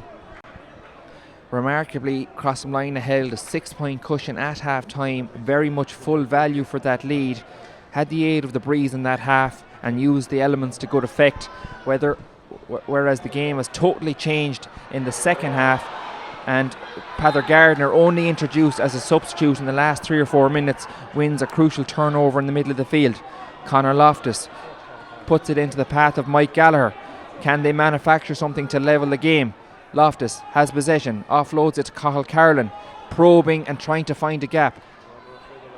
Conor Loftus still has possession on the 21-yard line. They're going right across the field. Mike Gallagher with a shot on goal. Mike Gallagher with an effort, and Mike Gallagher levels proceedings 1-10 apiece with 5 minutes to go. We can just see from the replay, showed great composure right across the field. Conor Loftus spotted an opening straight over the bar, Alan. It's right down into squeaky bum time. Oh, it's nip and tuck now. You'd have to wonder at Burrishoole the way that they're lateral in their play. They're just not wanting to take it on, and it's there for them now if they want it. So let's see if they have it. It's right now in championship do or die stuff here now for both these sides, and John Salmon manages to win that ball and puts it into the path of Micheál Moran, and Micheál Moran bearing down on goal, and Micheál Moran pops it over the bar. An excellent score from Burrishoole. We can just see from the replay, broke into the path of John Salmon, showed all his experience to put it into the Micheál Moran, and he popped it as cool as you like over the bar, 111 to 110. And Crossmolina now still have possession. Jordan Flynn, a real physical unit for them, breaks the first challenge. He needs an opportunity. He needs a person to offload it to now. He does find that through Stephen Duffy. Finan Duffy has possession, bearing down on goal. Finan Duffy with possession on the 21-yard line. Finan Duffy straight on goal, and Finan Duffy buries it into the bottom left-hand corner. Showed all his composure there, John. Great goal. Yeah, wonderful goal. The right man in the right place. If you want anybody to get a chance like that, he's the guy. He's the go-to guy for Crossmolina for the last couple of years. Took it exceptionally well. Didn't put on the blinkers. Knew exactly what to do. Drilled it hard and low. No chance for the Burrishoole goalkeeper. But as I say, Crossmolina the second half had 2 or 3 chances. They butchered them all, with the exception of that one. It's all about, I suppose, delivering at the right time, and the timing is perfect. PJ, right man, right place. Right man, right place at the right time. Had a bit of gut to go for it, and I'd say he was a bit frustrated there when he didn't get a free or two to take, and he really went for it, and I'm delighted for him. Carl Carlin with possession now. Can they get another score to keep that scoreboard moving for Crossmolina? Brian Benson puts it across to Conor Loftus. They still have possession out here on the 21-yard line. Benson still with possession for Crossmolina. Have they the game management now to get this game over the line for them? Can Enda Lavelle and his side advance to the semi-finals? Jordan Flynn has possession for Crossmolina right in the middle of the field. They find themselves ahead now, 210 to 111, as we tick into the 29th minute of this Egan Jewellers Intermediate Football Championship quarter-final. A bad delivery inside there, easily cut out in the Burrishoole full back line, as Alan Ryder has possession on the far side of the field. Burrishoole need to manufacture something now in the closing stages to get them back into the game, and we can see there from Micheál Moran trying to make out to go long Route 1 football, and they do that there courtesy of Fintan McMenamum. Easily won there back in his own full back line, Mikey Loftus Allen. Burrishoole wanted to go long there, but it was probably the wrong thing to do at that time. Of course it was the wrong decision. He had 3 defenders around him. He stood very little chance of getting anything out of that chance. They just need to be they need to be more clever, and Burrishoole are actually starting to look very flat now, and Crossmolina look like the team with all the energy. Patrick Loftus sprays it across the far side of the field, with Crossmolina still in possession here. And Cora, that goal has really lifted Crossmolina's spirits. Yeah, I suppose every time Crossmolina attack, they look very dangerous and look like they have a goal on. But you have to give great credit to Jordan Flynn for the run he made just before the goal for Finan Duffy. And that man again has popped up with another inspirational score. Finan Duffy is definitely put Crossmolina in a very strong position as we tick into the closing stages. A lovely effort on goal there, pushes them 3 points clear, 211 to 111 as we approach injury time here in Elverys MacHale Park in Castlebar. We have yet to see the amount of minutes of stoppage time. 3 minutes of additional time, and we're just into the final 30 seconds of normal play as Burrishoole go long again. Finds Micheál Moran. Micheál Moran, can he get an effort on goal to reduce that gap to 2? And yes, he can. An excellent score from Micheál Moran, 211 to 112. Burrishoole still have this opportunity. Alan, great point for them. A good score. That was better play, a better ball into Micheál. He had Fintan in there beside him as well, so it really gave them better odds of getting something out of it. But they need to keep the squeeze on Crossmolina now to get any change out of them. Kevin Mulhern goes back to his goalkeeper, Patrick Loftus. And Patrick Loftus definitely put his own player there in a real spot of bother, and a massive hit in the middle of the field as Henry McLaughlin takes the hit and he takes the challenge, and they still have possession courtesy of Cathal Carlin. Pather Gardner's looking for possession. He wants it. He wants to get Crossmolina motoring again. Carlin still has the ball as they spray it across to the far side of the field. Brian Benson is looking, probing inside, trying to manufacture a free. Looked like he was being fouled there. Referee Paul Lydon waves away that looked like a free there, John. Definitely Brian Benson was being held inside. Yeah, I saw something similar last night. Referees going down the home stretch can't find it difficult to blow the whistle, but I thought Brian Benson was definitely fouled by, I think it was Liam O'Malley. But and then I thought the free that he gave against Brian Benson wasn't a foul. But anyway, that's the way it goes. Burrishoole have possession out here in front of us with Kieran McMenamin. Can they manufacture something? They will need a goal or 2 points to level this game. John Salmon has ran down a blind alley there, manages to offload it to Aaron McDermott. Alan Ryder has possession, smack bang in the middle of the field, a probing ball inside, easily cut out there in the Crossmolina full back line with Conor Loftus with possession now. Can Crossmolina manufacture a score that'll push them 3 points clear and in possibly to an Egan Jewelers Intermediate Football Championship semi-final? Loftus breaks the first challenge, puts it into the path of number 7 there from Crossmolina, Stephen Duffy. Definitely looked like he was fouled, John, and a shocking decision, I think. Conor Loftus puts it right into the path of Stephen Duffy. Looked like he was pulled down to the floor inside the square. Would you have given that penalty, PJ? Free. No question about it. Taken down, foot challenge, definite free. I said it at half time. I said it after half time. When there's a man sent off like that, the referee will definitely give any dodgy decision. He'll give it against you. That definitely was a big let off there for them. Hegarty was right through on goal, just about to pull the trigger, and strangely enough, the referee penalised Burrishoole, or penalised Crossmolina rather, sorry. But Burrishoole have that possession now as we tick into the final minute of the 3rd minute of stoppage time. Aaron McDermott has the ball out near the sideline. Courtesy now into the path of Kieran McMenamin. They're probing, looking for a gap. They need a goal. Only a goal will get them into a county semi-final. They have the ball. The right man has it. Liam O'Malley has possession. Offloads it to Colin Guilfoyle into the path of Alan Ryder. Alan Ryder bears down on goal. Foul there. A textbook foul by Cathal Carlin. Wasn't going to go anywhere.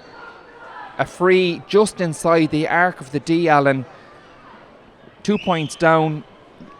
It's gone for them. I think he's hardly going to manufacture a goal from there. And we can just see here a second yellow card issued to one of the Crossmolina players coming out here, Kevin Mulhern, or maybe it was a black card. I'll double check that in a second. Yes, it was a black card for Kevin Mulhern as Tom Cafferty is introduced. Burrishoole put it into the mixture.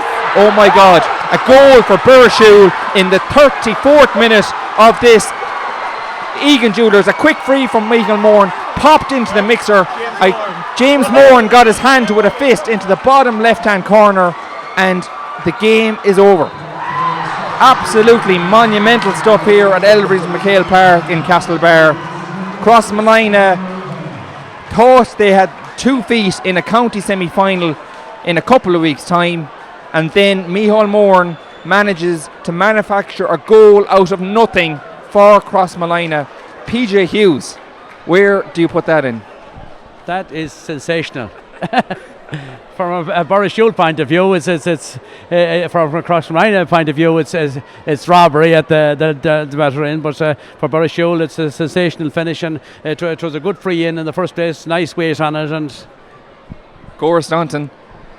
If ever there's a way to win a county quarter-final, I think that is the way to win a county quarter-final. Yeah, exactly. A lovely little depth free and a touch, and it just went over the goalkeeper's head. But if you're on the other side and you're across line, a clear-cut penalty that the referee didn't give, and Brian Benson was fouled not once but 3 times up in the corner. So that's the difference of the decisions between the two. But that's the look of the game. Crossmolina probably had enough chances to win it without coming down to the goal in the end. But fair play to Burrishoole. They kept on fighting right to the end and had a great second half. Alan Moran, from a Burrishoole perspective, I was just going to tell you there that they needed a goal. It looked like it was gone for them, and out of the blue they managed to manufacture that goal. We might get to see that goal again in a couple of moments' time, but that goal, heroic stuff, if you like. It's real Roy of the Rovers stuff. But it was a lovely, clever bit of play. A great little dink in by MacHale to his brother James, and we're just going to see it here now on the replay.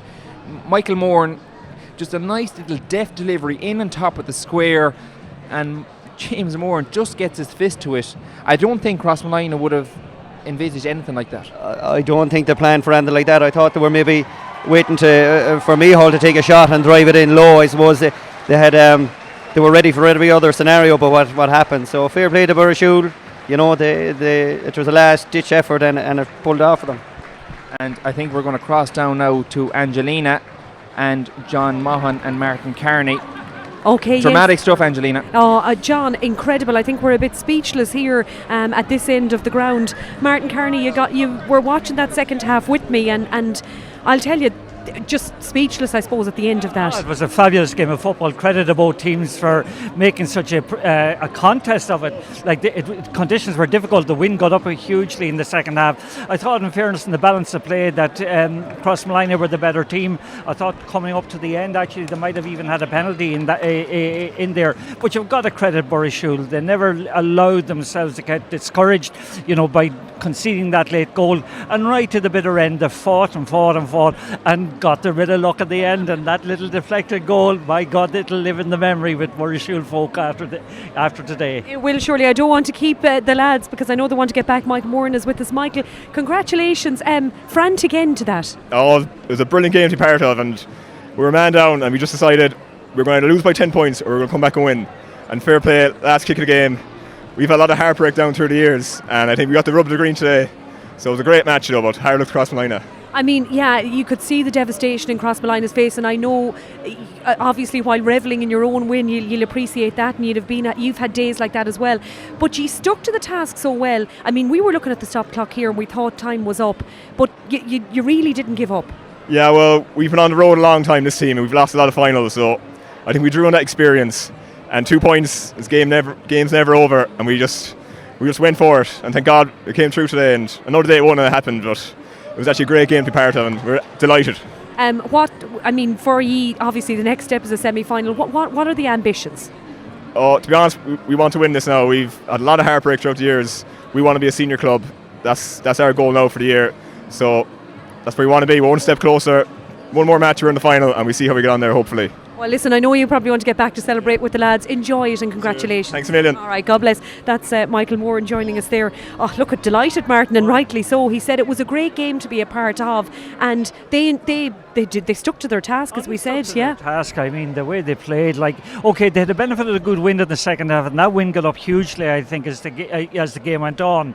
But they made use of it. They played long ball. They played very effective combination football. They kept great width to their attack, and they had a basic premise of getting the ball quickly into the full forward line. And when you see the game played like that, it's so refreshing and makes the game so attractive. And they rode their luck a little bit. I think if we're objective about it and fair about it, they rode their luck a little bit. I felt at the end, as I said earlier, that maybe the Crossmolina might have had a penalty down at the other end. But overall, a great advertisement for intermediate football. Burrishoole got through, kept playing to the final whistle, and if there's a lesson there, that's what it is. Never give up, keep going, and they did that right to the last kick of the game, or the last flick of the game. Absolutely. Yeah, 100%. John, it has to be. Look, I could see the devastation on the Crossmolina subs bench's face. That is one of the most heartbreaking ways to lose a game. Yeah, I think Crossmolina have form in pulling the games out of the fire in a similar fashion. I think Kieran MacDonald years ago did something similar with a late free from a 21-yard free. So yeah, I've just spoken to the manager there, Enda Lavelle, and one or two other players, and they're devastated. They're particularly aggrieved about the penalty issue on Stephen Duffy. Notwithstanding that, I think Crossmolina butchered at least 2 or 3 goal chances in that second half. For a smart forward line, they had overlaps left, right and centre. I think Conor Loftus had a great chance to take on a goal opportunity himself, and he went for a flick into, I know it was Brian Benson, but another one butchered, and it just wasn't to be for them there today. But as Martin has said, hugely entertaining. The uncertainty of outcome, what makes football so fascinating and keeps us all on the edge of our seats, and certainly we had that right to the end. I thought Crossmolina were home and host, but that just goes to show you a little flick, and it ends up in the back of the net. And good luck to Burrishoole. As Martin said, they were very, very honest. They kept going. They were very plucky. That's the one thing that you would say about those Newport natives. They never ever give up. They're hard, they're strong. Unfortunately, there was a couple of lads there, Derek Hegarty from Crossmolina I think it was Padraig McMillan from Burrishoole got red cards here in the game. It's unfortunate from their perspective. I don't know what they were. Well, they were rather a tough one. We saw that one just before half time in Padraig McMillan. I don't know what Derek Hickerty was, it a second yellow or not. But that was a second yellow. But notwithstanding all of that, as Martin said, it was very, very exciting, a good game of football. Plenty of mistakes as you expect at this level, but certainly edge of the seat stuff. Yeah, the penalty issue was a huge one. It was a massive turning point. Obviously, it looked to be dead cert. He felt it in the commentary position. We felt it watching it. That'll be hugely disappointing for them. Well, it is. I mean, Paul Lydon, the referee, I know him. I had him at under 21 level. He's a football man. He knows his football. It was Stephen Duffy slipping or falling just before, but I have to say, from my angle, albeit I'm quite a distance away from it, I thought it looked like a dead cert penalty. One would have expected, had Crossmolina been awarded that penalty, well then certainly the game was over. I thought that when Finn Duffy had converted that goal chance, there was no way Burrishoole came back. But as Martin said, you never stop playing, you keep going right to the bitter end, and there you are. There's a result which was hugely exciting for a Burrishoole perspective. They were thrilled to bits, understandably, and Crossmolina go home with their tails between their legs. Yeah, disappointing for them. Martin, I spoke briefly to John earlier about this next game, Castlebar and Knockmore, an interesting one. I mean, we had something of a shock last night with Braithy and Ballina. Is there room, and this is the same question I asked John here, for another shock today in this one? I don't think there will be. I think Castlebar have form at the moment. They're getting into form at the right time. I think they're going well in the league. I think they're capable. Okay, they haven't been at their best maybe in the league, it's fair to say.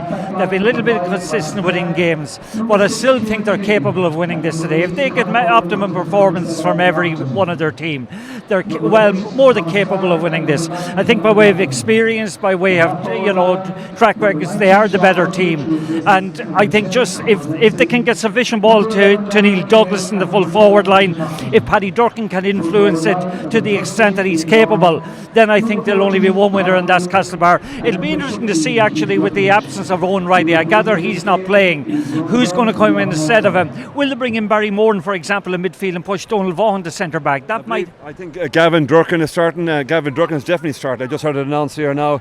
I just think Castlebar and Mitchels, I agree with everything you've said there, Martin, but I think we're a little bit over-reliant, Castlebar and Mitchels, that is, on Neil Douglas for scores up front. You always get the impression if he doesn't perform, but where the score is going to come from. Now, I see Gavin Durkin is starting, perhaps instead of Philip Ruddy, but like you said, the experience of Owen Riley, and he's gone exceptionally well all year. He's a rock-solid centre-half back, never abandons that position. I feel whoever sits in at 6 for Castlebar and Mitchels has to be a holding-type player. I suspect it'll be Donald Vaughan who'll start there at 6 with maybe a change around middle of the field. Well, I wonder again with Donald Vaughan, he's not a holding player. So I'd say what they probably will do is put Ger McDonough in there and put Donald Vaughan maybe to the wing. I personally, that's what I would do, because Ger Mac is more likely to stay at home. But it'll be fascinating. I met Raymond Dempsey last night here at the game. He was looking at his prospective semi-finalist, and he feels himself that maybe a year away from maybe getting the most out of this team. They're a little bit kind of undercooked at the moment, but again, we'll be very keen to see how Kevin McLaughlin does in midfield for them. Okay, well, I think they're almost ready for our own Naveen out there. I know we're going to take that here as well, so we'll just see if that is the plan at the moment. I do hear in my ear that it is, so we'll keep an ear on that. Lads, just very quickly while they're lining that up, are you both going for Castlebar? Yeah, I think just about. I think not without a scare or two. Nothing like the intermediate championship game, I hope. But I think Castlebar are just about to fall over the line by a point or two. Yeah, I think the same. I think they just have a little bit too much by way of experience. And again, if Barry Moran is playing midfield, and if, for example, they can get Neil Douglas into the game, I think they're more than capable of winning it. Okay, as I said, Martin and John will be joining the lads upstairs on commentary. Just to let you know, your commentary team for this game is Mike Finnerty, John Maughan, Martin Kearney, Kevin Filan and Sean MacHale. We'll stand for our own Naveen.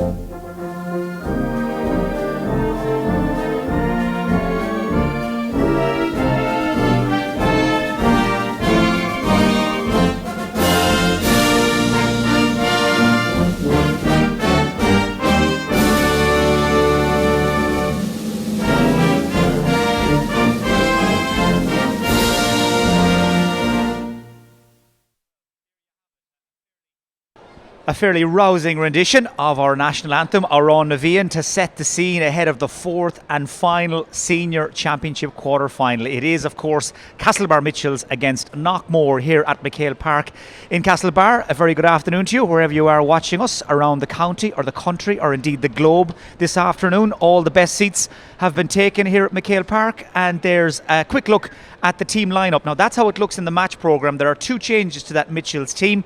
With number 6, Owen O'Reilly, he drops out. Ray O'Malley starts instead. He'll wear 19. And number 20, Gavin Durkin, the Mayo under-20 midfielder of this year. He's in place of Philip Ruddy. So Ruddy drops out as well. And Knockmore, they've made two changes to their first 15. Ray Dempsey has brought in Conor Brogan wearing 18 instead of Adam Yockton. And Sean Rutledge wearing 19 replaces Conal Dempsey in the half-forward line, as our referee Ronan Gurran from Ahamore checks that everything is in order. Mitchels in this first half, they'll play from left to right down towards the old Bacon Factory goal, and as Micheál O'Hare used to say, the ball is in and the game is on. Kevin McLaughlin, first touch for the Mayo forward, makes a few hard yards. Shane MacHale goes galloping past, and he's stopped in his tracks and sent head over heels, and that is a fairly cut and dry decision for our referee Ronan Gurran to make. Well, this of course a repeat of the 2016 county final. 3 years ago on that fateful night, Mitchels running out 12-point winners, scored 3 goals, made short work of Knockmore's challenge, and of course the rest was history. But here we are 3 years later, Knockmore coming into this game 11-2 outsiders.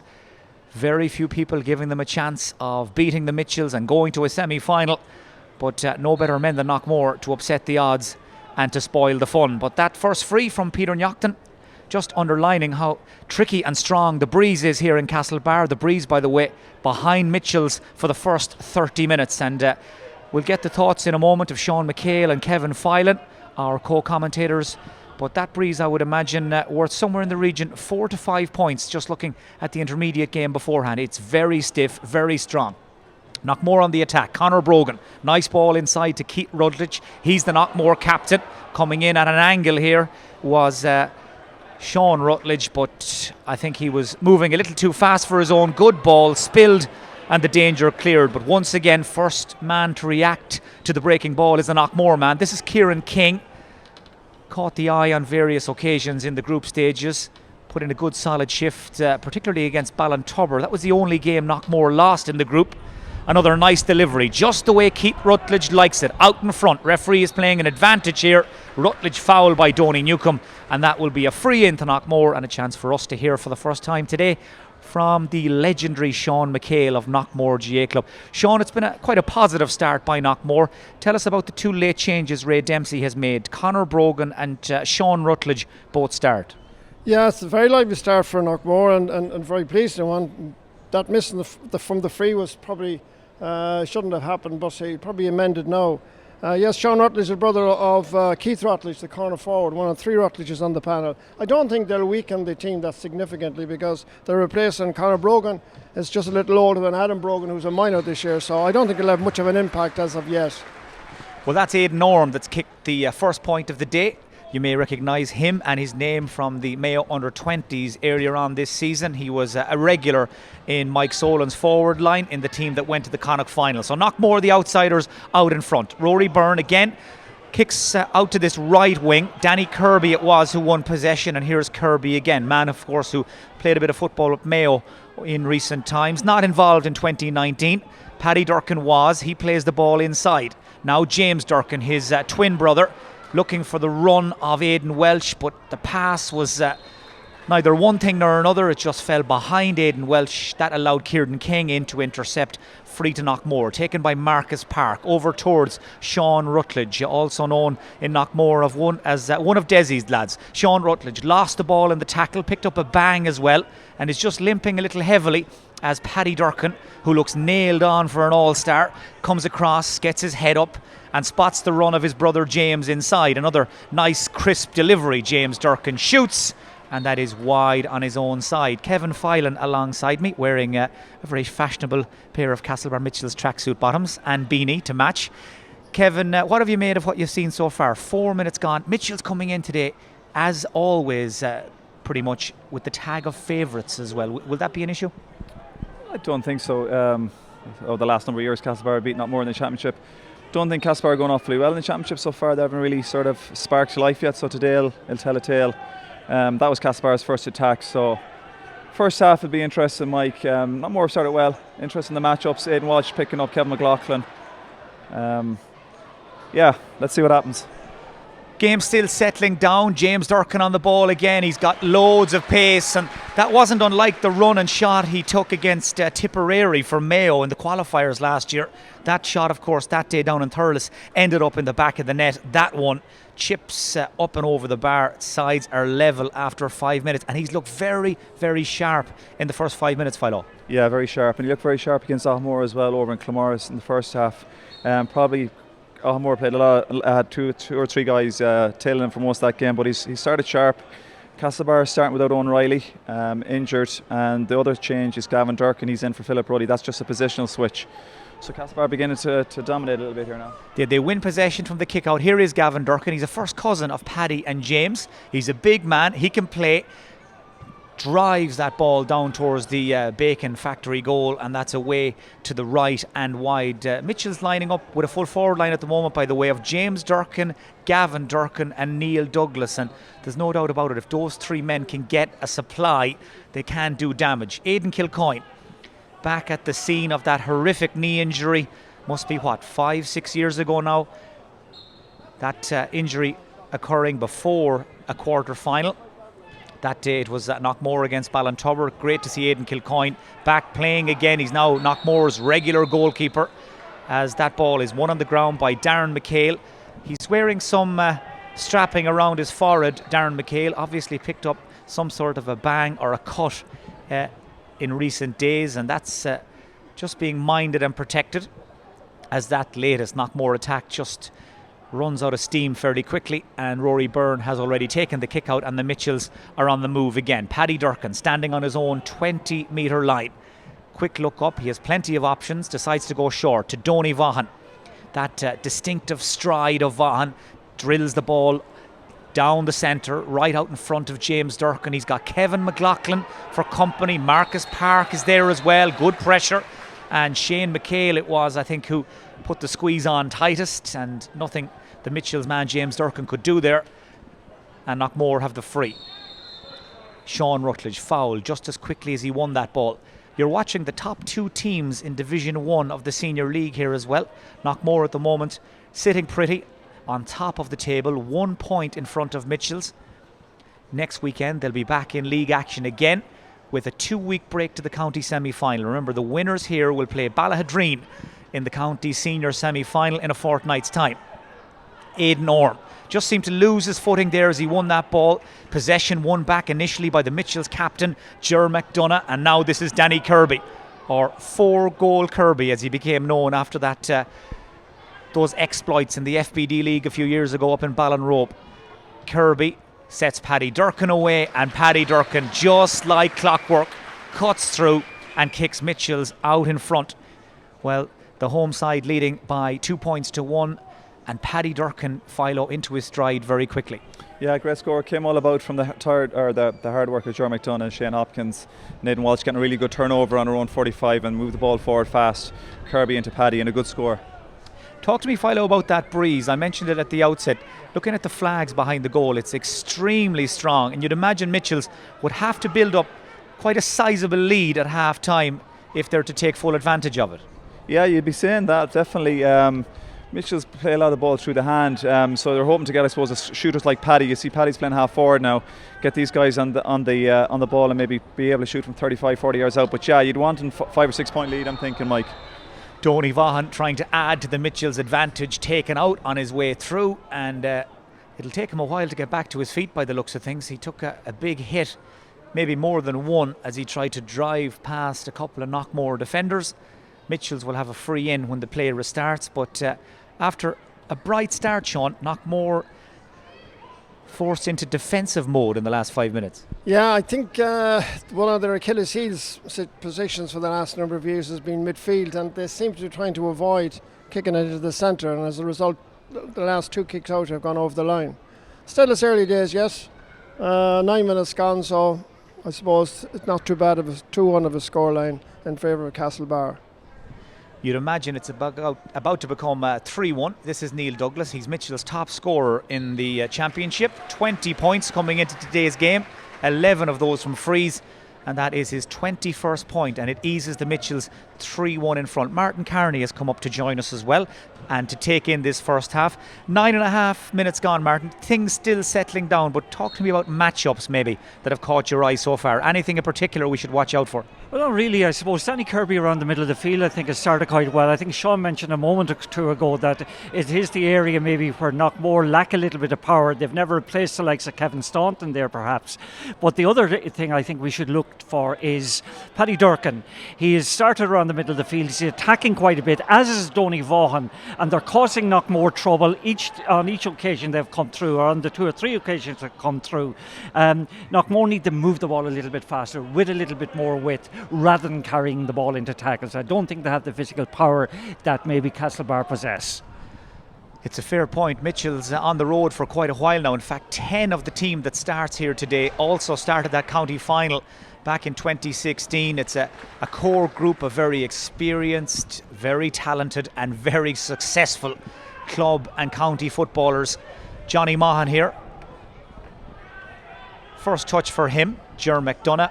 And nice and easy, Mitchells move the ball out of their defence in their own time. Sean Conlon all the way across the field, and here is Paddy Durkin.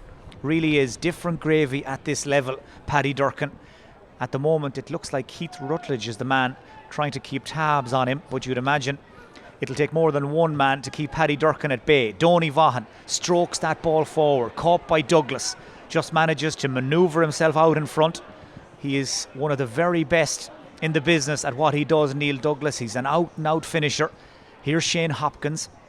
James Durkin is standing and waiting, and from a standing position now he moves up through the gears, but he turned and twisted one time too many there. Spotted by Ronan Gurran, overcarried, and the free goes to Knockmore. Well, they had to win a relegation playoff last year to stay senior, Knockmore. This much more like it. They have been regular visitors to the quarter-finals over the last 10 years or so. Missed out last year. And how they would love to get through to the business end again in 2019. Believe it or not, 1997, the last time Knockmore won the Moncler Cup. Sean MacHale still in short pants back then. Aidan Welsh tries to play a slide rule pass across towards Cavan Durkin, but he may as well have sent a tweet. Half the Knockmore backline all alive to it. It's cut out, and now they're on the move again. Big Colm Reap gets his head up. One man inside, that's Aidan Orme. He's got company arriving now. Colm Reap has made his way forward. He's a big, strong man. Barrels into the first tackle of Kirby. Knockmore hold possession and recycle it all the way across to Conor Brogan. Here's McLaughlin. Cian Costello is the man trying to keep him at arm's length. Now Conor Brogan. This is Shane MacHale. MacHale inside the D. Brogan stays forward. Now Keith Rutledge, he's one of the finishers. This drop short, it's flicked by Peter Nyochtan up and over the bar. Well, it's not exactly, you'd have to imagine what Keith Rutledge was thinking there when he took on that shot. Just dropped short. Nyochtan with the fist, and over it goes. 3 points to 2. And they all count, Sean. They all do indeed, Peter, but he would be one of the danger men. Very accurate, Peter Nyochtan, opportunistic as well, and that's an example of it there. Right place for the right shot, and a score for Knockmore. So one between them again. 13 minutes gone. Cian Costello looking for big Gavin Durkin on the edge of the square and finds him. Gavin Durkin needs help. It comes from Neil Douglas. I see that bleach blonde look that he had at the beginning of the championship has grown out. Douglas back to Vaughan, and when Mitchells do it like that, Philo, they make it look easy. Yeah, it's a great score. I hope Castlebar start doing a little bit more of this, going a bit more direct. Very dependent on Neil Douglas, but that was a great ball into Gavin Durkin. Good diagonal ball in, great hands and a good layoff and a good score. You'd have to imagine Ray Dempsey would have planned for quite a few scenarios, but would he have planned for Gavin Durkin at full forward this morning? I don't think so. No, Gavin came on the last 15 minutes in Clemaris, and I know from being involved with Gavin, he's a serious pair of hands on him. Really good hands. Do the right thing with the ball as well. And he's a really good option in there. I'd say that's the reason he's in there today instead of Philip. Option for the long ball. Well, so far it's worked out quite well for Mitchels. Decky Shaw and Benji Smith, the joint managers, will be happy enough with how the first 14 minutes have gone. But a strong breeze behind Castlebar, remember. And just as if to remind us, it gusts around us in the stand here in MacHale Park again. Now Knockmore have a free here. Peter Knockton, who spent quite a bit of time in the Mayo squad under Stephen Rochford in 2018. Wasn't involved under James Horan this year. He's standing over this free. Very accurate player. Hasn't really caught fire in the club championship just yet, Peter Knockton, but capable of running up a big tally if he's in the mood. That's a good kick. High and straight and true and into that wind, although he does just limp away a little from the spot where he kicked it. Peter Knockton just seemed as though his hammer tightened up a little there, but I'm sure he'll hope to run that off. But it's now 4 points to 3. The Mitchells lead pared back to the minimum again. Danny Kirby getting his hand on an awful lot of ball early on. Paddy Durkin is happy to take it off him, and away goes Durkin. Aidan Orme is not going to catch him. Darren MacHale either. This would be some score. Paddy, though, was moving at such a rate of knots there that he just couldn't get everything sorted out in time. But when he does break that first tackle, Philo, pretty much gone. Oh yeah, he's some set of wheels on him. Felt he probably was shooting off balance there, Mike. Donald Vaughan was gone inside, probably should have popped it off. So still 4-3, still Mitchell's tipping along in front. And you mentioned him earlier, Martin, Paddy Durkin, in full flight. He's some sight. Yeah, and you were talking about matchups earlier, actually, and Paddy Durkin actually has been marked now by Kevin McLaughlin. I think they put Kevin McLaughlin over in the area that Paddy Durkin is attacking from. But Paddy's weakness sometimes can be that he has shots maybe that aren't on after making very good breaks. But interestingly, Mitchell's last score actually from play, when they put the ball through to Gavin Durkin, he has fabulous hands, Mike. He has hands like shovels now. And if they do put it forward to him, he can win it, feed it to Dougie, and maybe more scores can come that if they trust that kind of method of getting the ball forward, you know. Well, certainly Danny Kirby is another man that we've spoken a lot about in the first 16, 17 minutes, and again he's involved in that last passage of play, and again Mitchells get their reward and they get a shooting chance here for Neil Douglas. Knows this place like the back of his hand, works across the road in the movement gym with Andy Moran. Doesn't have far to go to work, doesn't have far to go to training. And Dougie, who just takes life in his own stride, nice and easy, nice and handy, clips the free up and over. 5 points to 3, 17 minutes gone. Just looking down at the sideline, Sean, Ray Dempsey looks the picture of calm and contentment, which we can only assume means he's happy enough. That might be an unusual stance now and appearance from Mr. Dempsey, but yes, it does. I suppose 5-3 isn't bad because there is a significant breeze there, and as you said in your initial comments, it would be worth 3 or 4 points. So if Knockmore can keep it ticking along like this and get an odd point, well, I think they'll be happy enough with this performance. But there's a long way to go yet. They've beaten Gary Moore and Hollymount Carramore so far in the championship. The Knockmore boys came off second best against Ballintubber in the second round, but here they are mixing it with, right now you'd have to imagine, the second favourites to win the county title behind Ballintubber. The county champions booked their place in the semi-final yesterday evening. They will play Ballina Stephenites in the other semi-final, as Rory Byrne comes out there, takes care of some housekeeping, and the Mitchells are moving again. Paddy Durkin pops up over on this right wing, just trying to keep Kevin McLaughlin and Knockmore guessing. Now Cian Costello missed quite a bit of football earlier on in the year with an injury, but back in action again, back to full health. Vaughan, Johnny Mahan has got forward, and so too Ger McDonough. Knockmore here allowing the Mitchells to throw the ball around, and that is a dangerous tactic. Mitchells trying to build up a head of steam. Donny Newcomb a long way from home at full back, and that solo was high and it was a little untidy, and in comes Marcus Park to put a stop to Mitchell's gallop, and Kilcoyne clears it away to the far side and away go Knockmore now. They'll try and put together a quick counter-attack. Darren MacHale, brother of Shane, pops it forward to Peter Knockton. First time football by Knockmore, and Keith Rutledge is on his bike. Gets across to win that ball in front of Sean Conlon, brother of Johnny Concrete. Sean Conlon managed to recover, hold up Rutledge, and that allows a few more defenders to get back. This is Aidan Orme, tight angle, and Aidan Orme pushes it across the face of the goal and away and wide. Well, they have created a few chances, Knockmore, haven't taken all of them, but on this occasion Rory Byrne again with a quick kick out, and that's loose from Paddy Durkin. Breeze behind him, unable to pick out Cian Costello, and now Knockmore will try again. Peter Knockton in towards Rutledge. He was being held by Sean Conlon, and that battle in that corner, Philo, shaping up nicely. Fairly even Steven so far. Rutledge has won a few balls, he's kicked a score.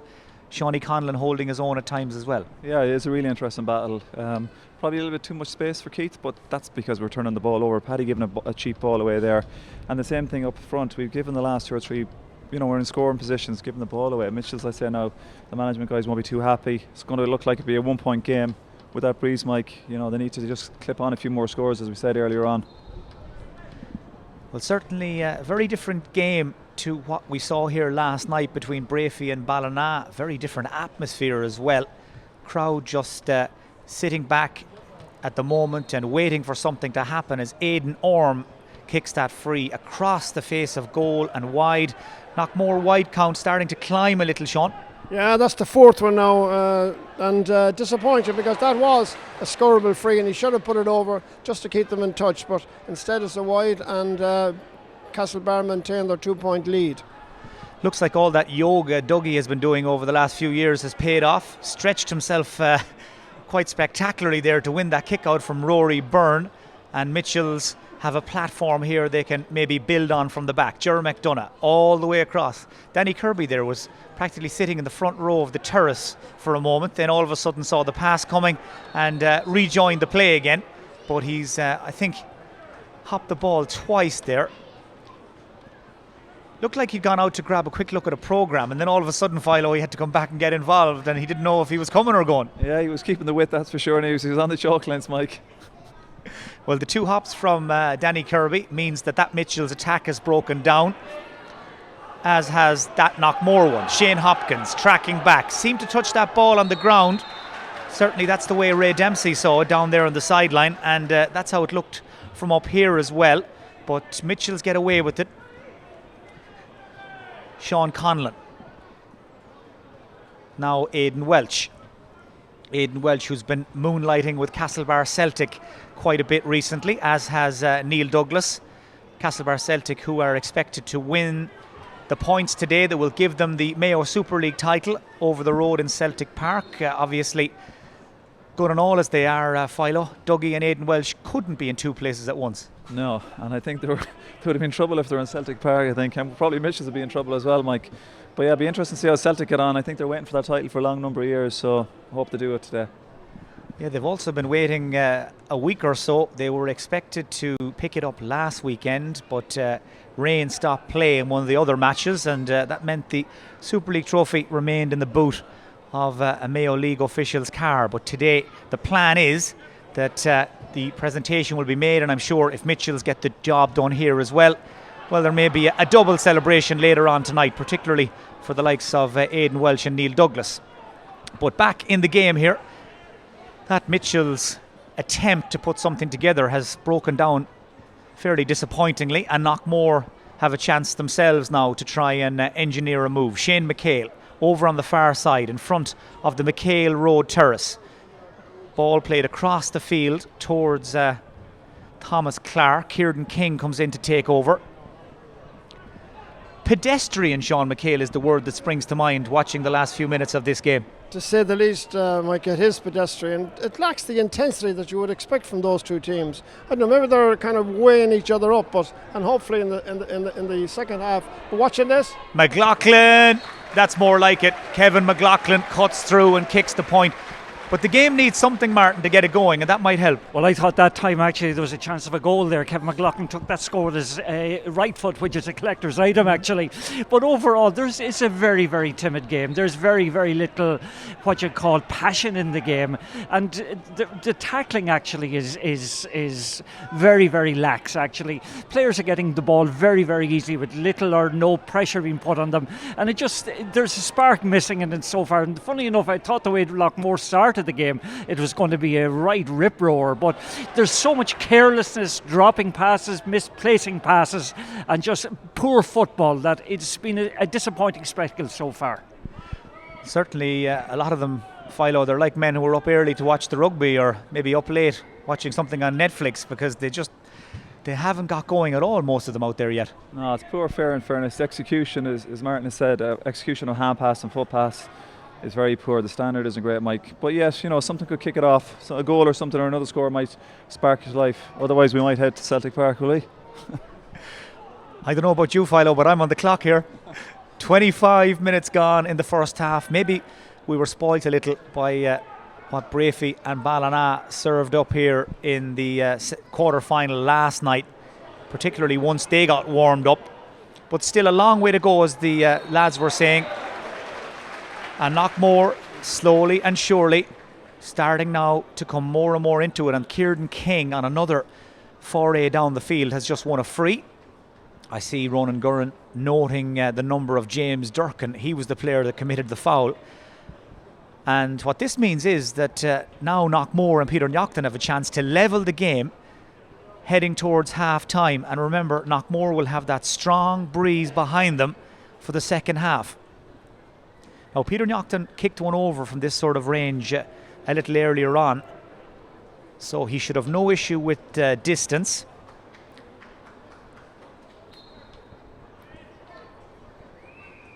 Castlebar, I think, debating the idea of putting somebody in front of the kicker, but doesn't look like they're going to bother. Everybody has backed off. Nobody has got their hands in the air. It's almost as if they've decided, well, he's going to kick it over anyway. And Peter Knockton obliges. 5 points apiece. 26 minutes gone, Sean MacHale.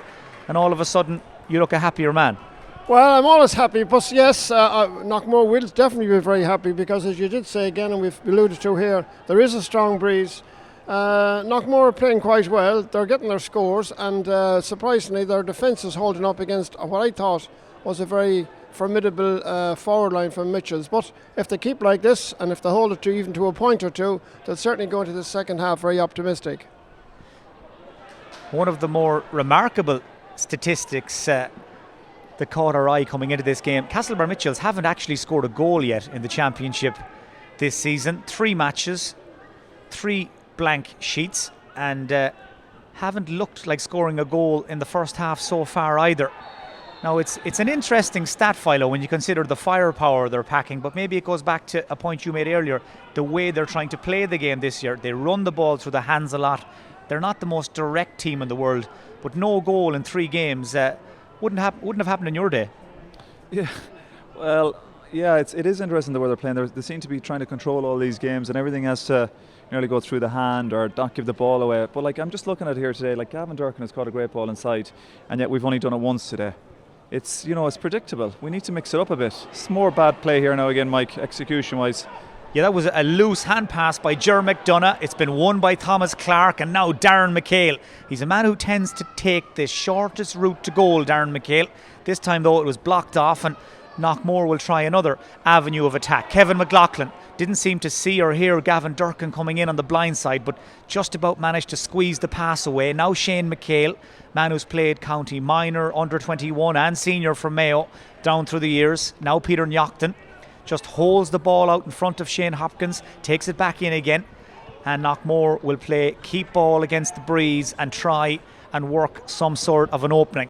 Less than 2 minutes to go in the first half. Ball popped down the line, where it's won by Sean Rutledge. Back to Conor Brogan. Danny Kirby is snapping at his heels. This is Thomas Clark. Big, strong Knockmore number 8, trying to get it onto that right foot. Now Knockton. Knockton makes an angle for himself and kicks a lovely score. Now he's hurt himself in the process of knocking that over the bar, but he did really well to just manoeuvre himself into space, make an angle, and that means Knockmore lead for the first time. But the concern would be that Peter Knockton has hurt himself. But Martin Carney, how things have changed in the space of 10 or 15 minutes. Yeah, very much so. Like Knockmore are controlling the tempo of the game, they're controlling the rhythm of the game, they're holding possession very well. Like that time the ball went through about 7 or 8 hands, and moved it around very effectively until eventually it got Peter Knockton into a scoring position. But Knockmore would be thrilled with this. Like, there's a very, very strong wind. That's a 5 or 6 point wind actually, and they're going in all likelihood now a point up at half time, and certainly I wouldn't have expected that maybe 10 minutes ago. But Mitchels don't seem to have any spark to them whatsoever. There doesn't seem to be any intensity in their play. They're careless in their use of possession, and just it hasn't happened for them at all in the first half. And I certainly, Declan Shaw, when he gets him in there at half time, he'd be the riot act, I'd say, read to them. Certainly, things not going to plan so far for the Mitchells. It has been quite a good weekend already, of course, for the club. Their junior team booked their place in the county final yesterday. Here come Knockmore again, and that looks very easy and very simple.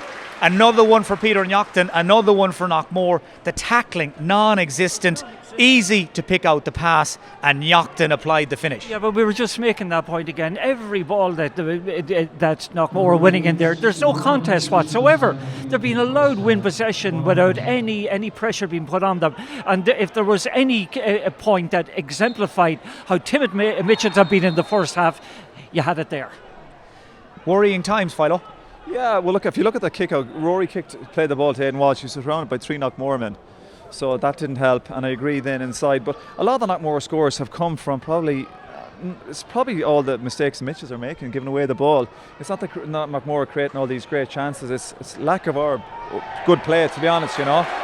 And there's another call that goes against Mitchells. Paddy Durkin there just kept going. He bet 1, 2, 3 men that tried to beat a fourth and a fifth, but took on too much responsibility, took on too much of the ball, and in the end it just went against him. So Knockmore now again on the attack. This is a lightning fast counter attack. Keith Rutledge, the right man has it. Rutledge off his right, and that's up and over as well. That's now 3 points on the bounce for Knockmore. 2 for Peter Knockton, 1 for Keith Rutledge. And they're up and running, Sean MacHale. They've got their motor running at long last.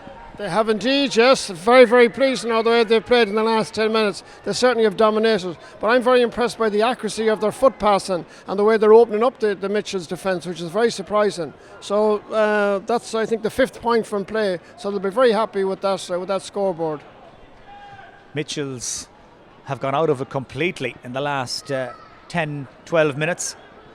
Can they manufacture a score now heading into the half-time break?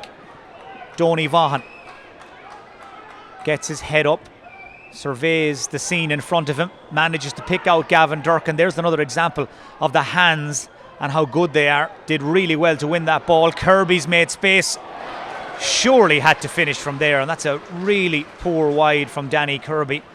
But it pretty much sums up what we've seen from Mitchells in the second quarter. Yeah, disappointed from Danny. He'll be disappointed he just didn't wrap the foot around it. Still, it was good approach play, good ball in from Donny, good hands for Gavin. We need to do more of that. We need to get Gavin on the ball a little bit more than that. I just think Castlebar is just too slow getting the ball forward. Philo, I see James Burke, the Mayo selector, sitting over across from us here at the back of the stand. Who's caught his eye so far? Who's shown you in this first 32 and a half minutes that they might have something to offer James Horan next year? Jeez, it's hard to say, Mike. If it is anyone, it's probably the Knockmore forwards, probably Peter Knockton and Keith Rutledge are the ones that have probably played really well up front. Kevin McLaughlin has done a lot of hard work, but there's no one really standing out on the Castlebar side, that's for sure anyway.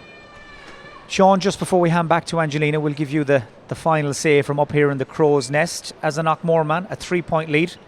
Feeling pretty good about life? Feeling terrific about life, feeling terrific about the way they've performed. I didn't think they would be as dominant as they were, particularly after a shaking of opening 10 or 15 minutes. But they settled into the pace of the game. As Martin alluded to, they were first to the ball. They let the ball go early. They opened up the Castlebar defence, and I think they're very well deserving of the 3-point lead. They'll be very, very optimistic on the second half. But as we found out in the last game, it's never over till the fat lady sings. So, you know, we'll wait and in anticipation of an exciting second half. But certainly, as it stands now, the dices are all with Knockmore, and they should, if they make use of that win, they should be able to run out. But that's a should that we'll have to wait and see how it pans out. Well, as we said last night, the bookies don't often get it wrong, but they got it wrong last night with Ballina-Stephenites, and maybe they've got it wrong with Knockmore today, because at half-time it's Knockmore who deservedly lead here in Castlebar by 8 points to 5. Angelina. Indeed for that, and you're welcome back to us here at the dugout position in Elverys MacHale Park. John, interesting first half, that, to say the least. Yeah, I'm not shocked, a little bit surprised. For the first time, I suppose in quite a number of years, Castlebar are looking laboured. They're struggling pace-wise around the place, and I have to say, Knockmore a full value for a 3-point lead at half-time. They're playing exceptionally well, very, very clever. Meanwhile, Castlebar are their handling is poor. They're throwing the ball over, a lot of sloppy play, and they're finding it very, very difficult to get any kind of quality ball into 14 near the full forward line.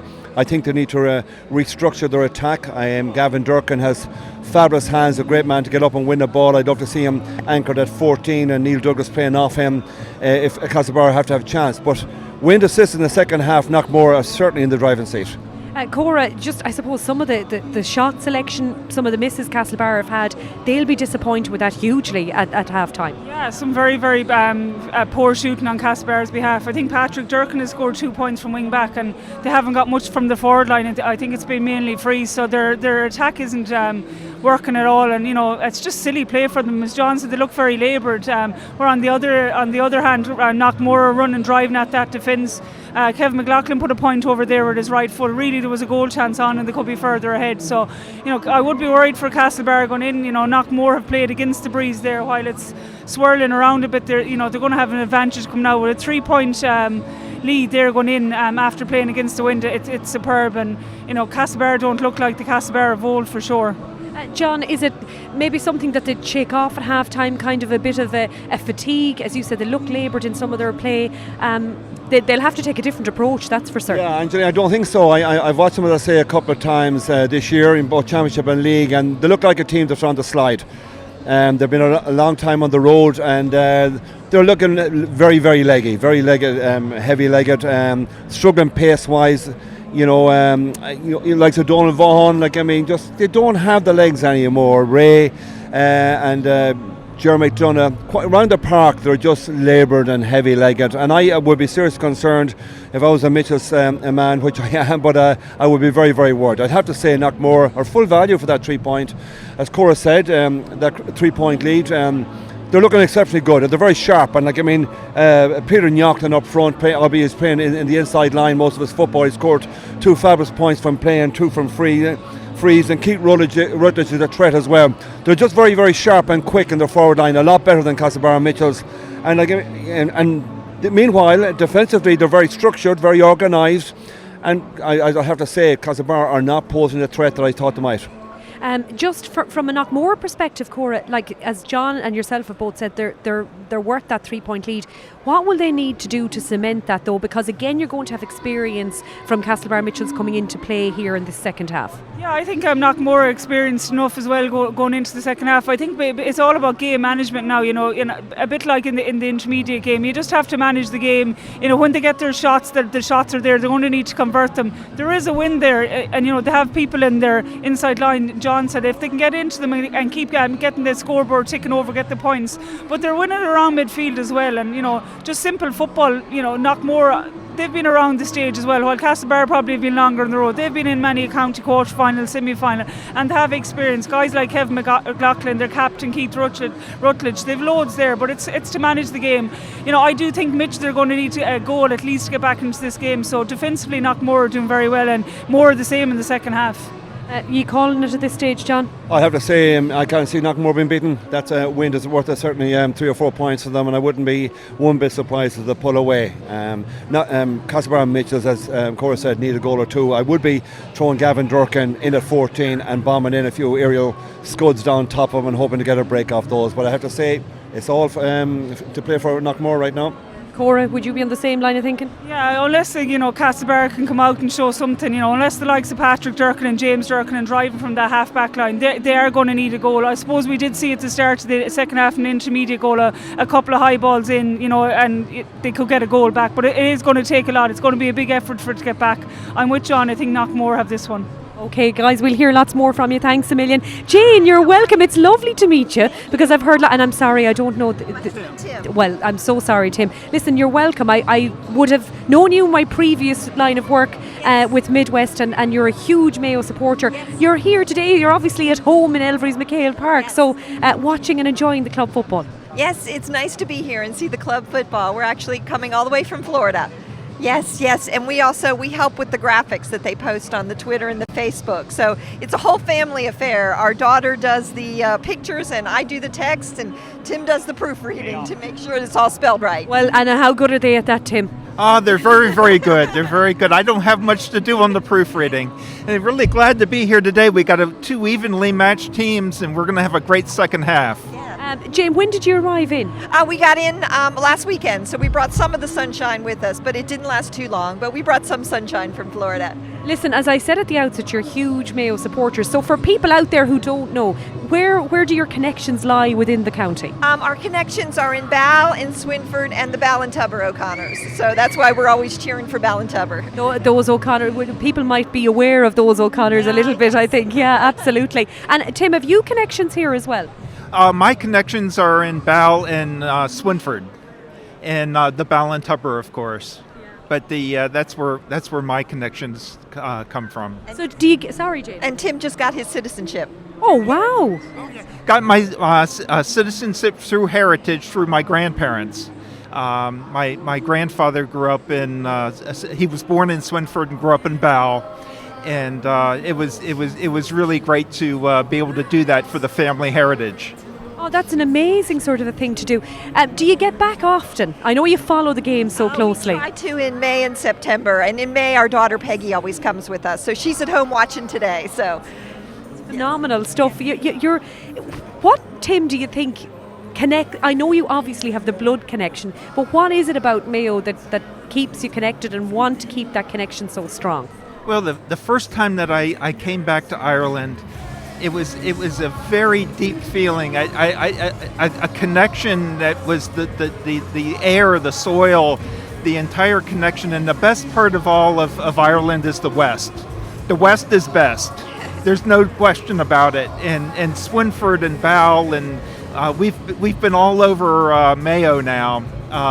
It's a beautiful country, beautiful scenery, and it's just a very deep connection that I feel. And I was very glad to get my citizenship and be a part of Ireland, and it was really a great connection. We certainly feel, and we say it every year when Mayo are playing, or you're here watching club games, that there's something a little bit different, something a little bit unique. I know last year when Mayo were out of the championship early, there was a lot of people saying, well, the championship missed that element of Mayo supporters. We're a little bit special, Jane, and we don't mind telling people, do we? Absolutely not. And we share the Mayo story back at home in Florida. So if you were to come in my office, you'd see green and red all over the place. And we share the story, and everybody gets interested and into it with us. So, Tim, are you going to call this game for us? Who do you think will win? Knockmore or Castlebar Mitchels? Well, I'm not going to say. This is a really good, tight game. These are two great teams, and we're going to have to wait. We're going to have to wait this one out to the very end. As long as the Mayo team wins, that'll be good. Well, I'll tell you, you're fairly safe on that today. Jane and Tim, thank you so much for being with us. It's lovely to see you, finally to meet you. We really appreciate you dropping in. They're massive, brilliant Mayo supporters, and it's lovely to meet Jane and Tim here today. I know we have a quick ad break to take, and then we'll hand back upstairs to the commentary team.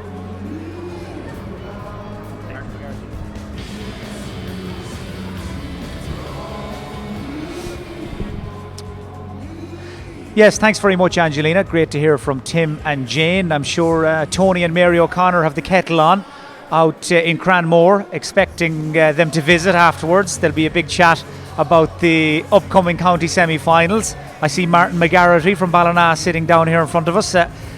Ronan's dad, scouting for the Stephenites as well, I'm sure. And Martin, Yeah, Lee MacHale is knocking around. The Ballina lads are everywhere and anywhere. You were here last night, Martin, before we get back to talking about Castlebar and Knockmore. What did you make of Ballahadreen and Ballina Stephenites, the two winners from last night? Well, first of all, with Ballahadreen knew coming in last night that they were likely to win that game. Like Davis at the moment are in a weak position. I think they did very well to retain their senior status. I think that was their ambition for the year. Ballahadreen, I thought, played outstanding football, and in Andy Moran they had the man of the match. I thought he was brilliant, as was David Drake, a cornerback. Now, David Drake is one of these players that's been hanging around county panels for a long time. Last night was by far the best I've seen of him in any game that he's played. But up front, Andy got a goal in 5, if memory serves me correct. They had a guy, Cuba Callahan, beside him, was very, very effective for them. But I just thought their overall kind of application was vastly superior to that of Davis, and they fully deserved their win. And there was no doubt about it once Andy got the second, like the very first attack of the game, Cian Handy scored a goal, the very, very first attack. And then once Andy got a second goal, like 7 minutes in the second half, game, set and match, Mike. You mentioned Andy and you mentioned one of his brother-in-laws. We must talk briefly about the other one. Did you ever think you'd see the day Stephen Drake, closer to 40 than 30, would come on at corner forward, kick 2 points, throwing fellas out of his way like a young bull? Back to his best? He was looking good, all right. If he fell, he'd roll. I'll tell you. He's reinvented himself. He's reinvented it, but he's got quite round. I think we call it rotund. But there's a place in the modern game for that, Martin. It certainly is. The Mojirok, as they say, I saw so much what I call windshield wiper football last night. Over and back, over and back, over and back. When you see a ball going in directly to a big, far more larger like that, I'll tell you, it restores your faith in the game. I'm going to take a wild guess here and say that Stephen Drake's WhatsApps are buzzing away and will be for the next few minutes after Martin Carney's summation of his contribution last night. And what about Ballina Stephenites? They took us to extra time themselves in Brafey. We got treated to a thriller. But you could see afterwards what it meant to Ballina. They've been a long while waiting for a big win like that. Yeah, and funny enough, I positioned myself in the first half of the game last night among the Ballina supporters, and by God did they bring enthusiasm to MacHale Park last night. They were very, very keen on that game last night. And their application again, I thought their forward line, I love their forward line, Kieran Tracy, Mikey Murray, the Regan brothers, and the two little squirty boys at corner forward, young Tig and McStay. They were so lively, they were so inventive, and they were so willing to kind of, put everything into it. It was really encouraging. Well, mention of Tig and McStay, the more things change, the more they stay the same. It's the same familiar surnames popping up all over again, and Ballina Stephenites and Ballahadreen, as Martin said, they're both safely through. The second half of the last of the quarter-finals is off and running again, and so are Knockmore. Look at that from Darren MacHale. Half-time substitution on the Castlebar Mitchels team. Number 22, David Stenson, replaced number 11. And as we watch Darren MacHale kick that point again, just confirmation of the Mitchells change they've made at half-time. No surprise to see Decky Shaw and Benji Smith shake it up, and it is David Stenson who's come on to the Castlebar Mitchells team. But that's a worrying start to the second half for Castlebar, Kevin Filan. Not the start you want, 4 down, playing against the breeze, so it's Mitchells need to put the shoulder to the wheel now, Mike. So that lead now has grown to 4 points for Knockmore, and it also means they've hit the last 6 points of the match. 6 points without reply from Knockmore, and all of a sudden they have very much put themselves in the box seat as the mist starts to roll in over MacHale Park. That now, allied to the wind as well, will be at Knockmore's backs in the second half. And already, Sean MacHale, they've put themselves in a very, very strong position. They've hit the ground running out of the dressing room at half-time. They have an ideal start. It was Darren MacHale's first point from play, so he'll be happy with that. And as you say, if they keep this going, I think still there's another kick left in Castlebar. So we'll see how Knockmore will deal with that when it comes. But I'd be surprised if there wasn't a reaction before this game ends. I know a lot of people have logged on and signed up to watch today's games. Quick hello to David Hopkins online in Chicago, and Danielle Hopkins, who's watching us in Vietnam. Danielle and David, Crossmolina supporters, I gather. And what an end, what a finish we had to that game earlier on. James Moran's last gasp goal, winning the game for Burrishoole. breaking Crossmolina's hearts, and it's Burrishoole who will play Ballyhonus in the county intermediate semi-final with the Neil and Louisburg on the other side. Both of those semi-finalists, or semi-finals of course, will take place in 2 weeks' time as well. Back here in MacHale Park, it's turned into a very wet and slobbery day, Kevin Filan. Not the sort of day you want to be chasing down a 4-point deficit. No, you're not at all, because the way they're playing as well is through the hand. A bit more direct here, Gavin, on the end of it. But it's overhit again. They were looking for Gavin Durkin, but didn't come off this time. No, there seems a little bit more urgency about Castlebar now. We definitely need the next score. We don't need to be 5 points down. Bring it back to 3. You're still in the game. Cian Costello gives, takes it back again, and now Paddy Durkin just outside the Knockmore 45-metre line. Ger McDonough jogs into position. Back to Cian Costello again. Knockmore have withdrawn 13 men inside their own 45. This is meat and drink to them. They have all taken up their positions, as it were, and Mitchell's big challenges break it down. Costello kicking into the wind, puts everything he has behind it, but it just seemed to screw off the outside of his boot, and it's away to the left and wide. If you'd like to get in touch with us on social media, let us know where you're watching this quarter-final from. We'd love to hear from you at Mayo GAA TV on Twitter, and you can find us on Facebook as well. Big crowd here in MacHale Park watching Aidan Kilcoyne take great care over this kick. So much made and so much importance attached to the kickouts, to securing that primary possession, and this time it is a black mark against Knockmore. They don't come away with the ball. Instead it's Paddy Durkin, but the referee Ronan Gurn has spotted David Stenson holding Kieran King inside as he tried to make a run free out to Knockmore. Free taken across by David MacHale. Now McLaughlin. And this is Marcus Park. Little decoy run made by McLaughlin. That just opened up a little bit of room for him. Now it's Darren MacHale, the first scorer of this second half. And in the blink of an eye, Knockmore have moved defence into attack. Dummy solo from Peter Knockton just to throw Ger McDonough out of the way. This is Darren MacHale, and that's another one for Knockmore. And that now means they have scored 7 points without reply. Mitchels have completely and utterly gone to sleep, Martin Kearney, and Knockmore cutting great holes in that Mitchels backline. Yeah, that's a great start for Knockmore in the second half. 2 great scores from Darren MacHale, but I can't get over that Mitchels haven't changed their attitude in the second half. They're still as ponderous and lacking in intensity as they were right throughout the whole first half, and they're moving the ball laterally, and I just love to see a little bit of change, a little bit more direct play from them. They haven't got Neil Douglas into the game whatsoever yet. Yet starting to get serious now for Mitchels. They've fallen 5 points behind. They can't buy a score. Donny Vaughan unable to break through.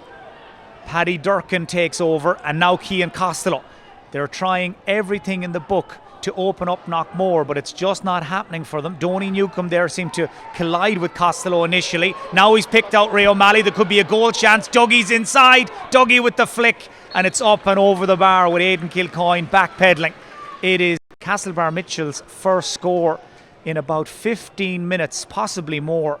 Douglas it was, coming in at the back, could have ended up in the back of the net, but the way things are going, Philo, they'll take the point. Take it, we need it, Mike, yeah. A little bit of pace injected by Ray O'Malley, cut through the defence, angle run, and yeah, Dougie probably could have caught it, but look, we'll settle with the score, 4 down.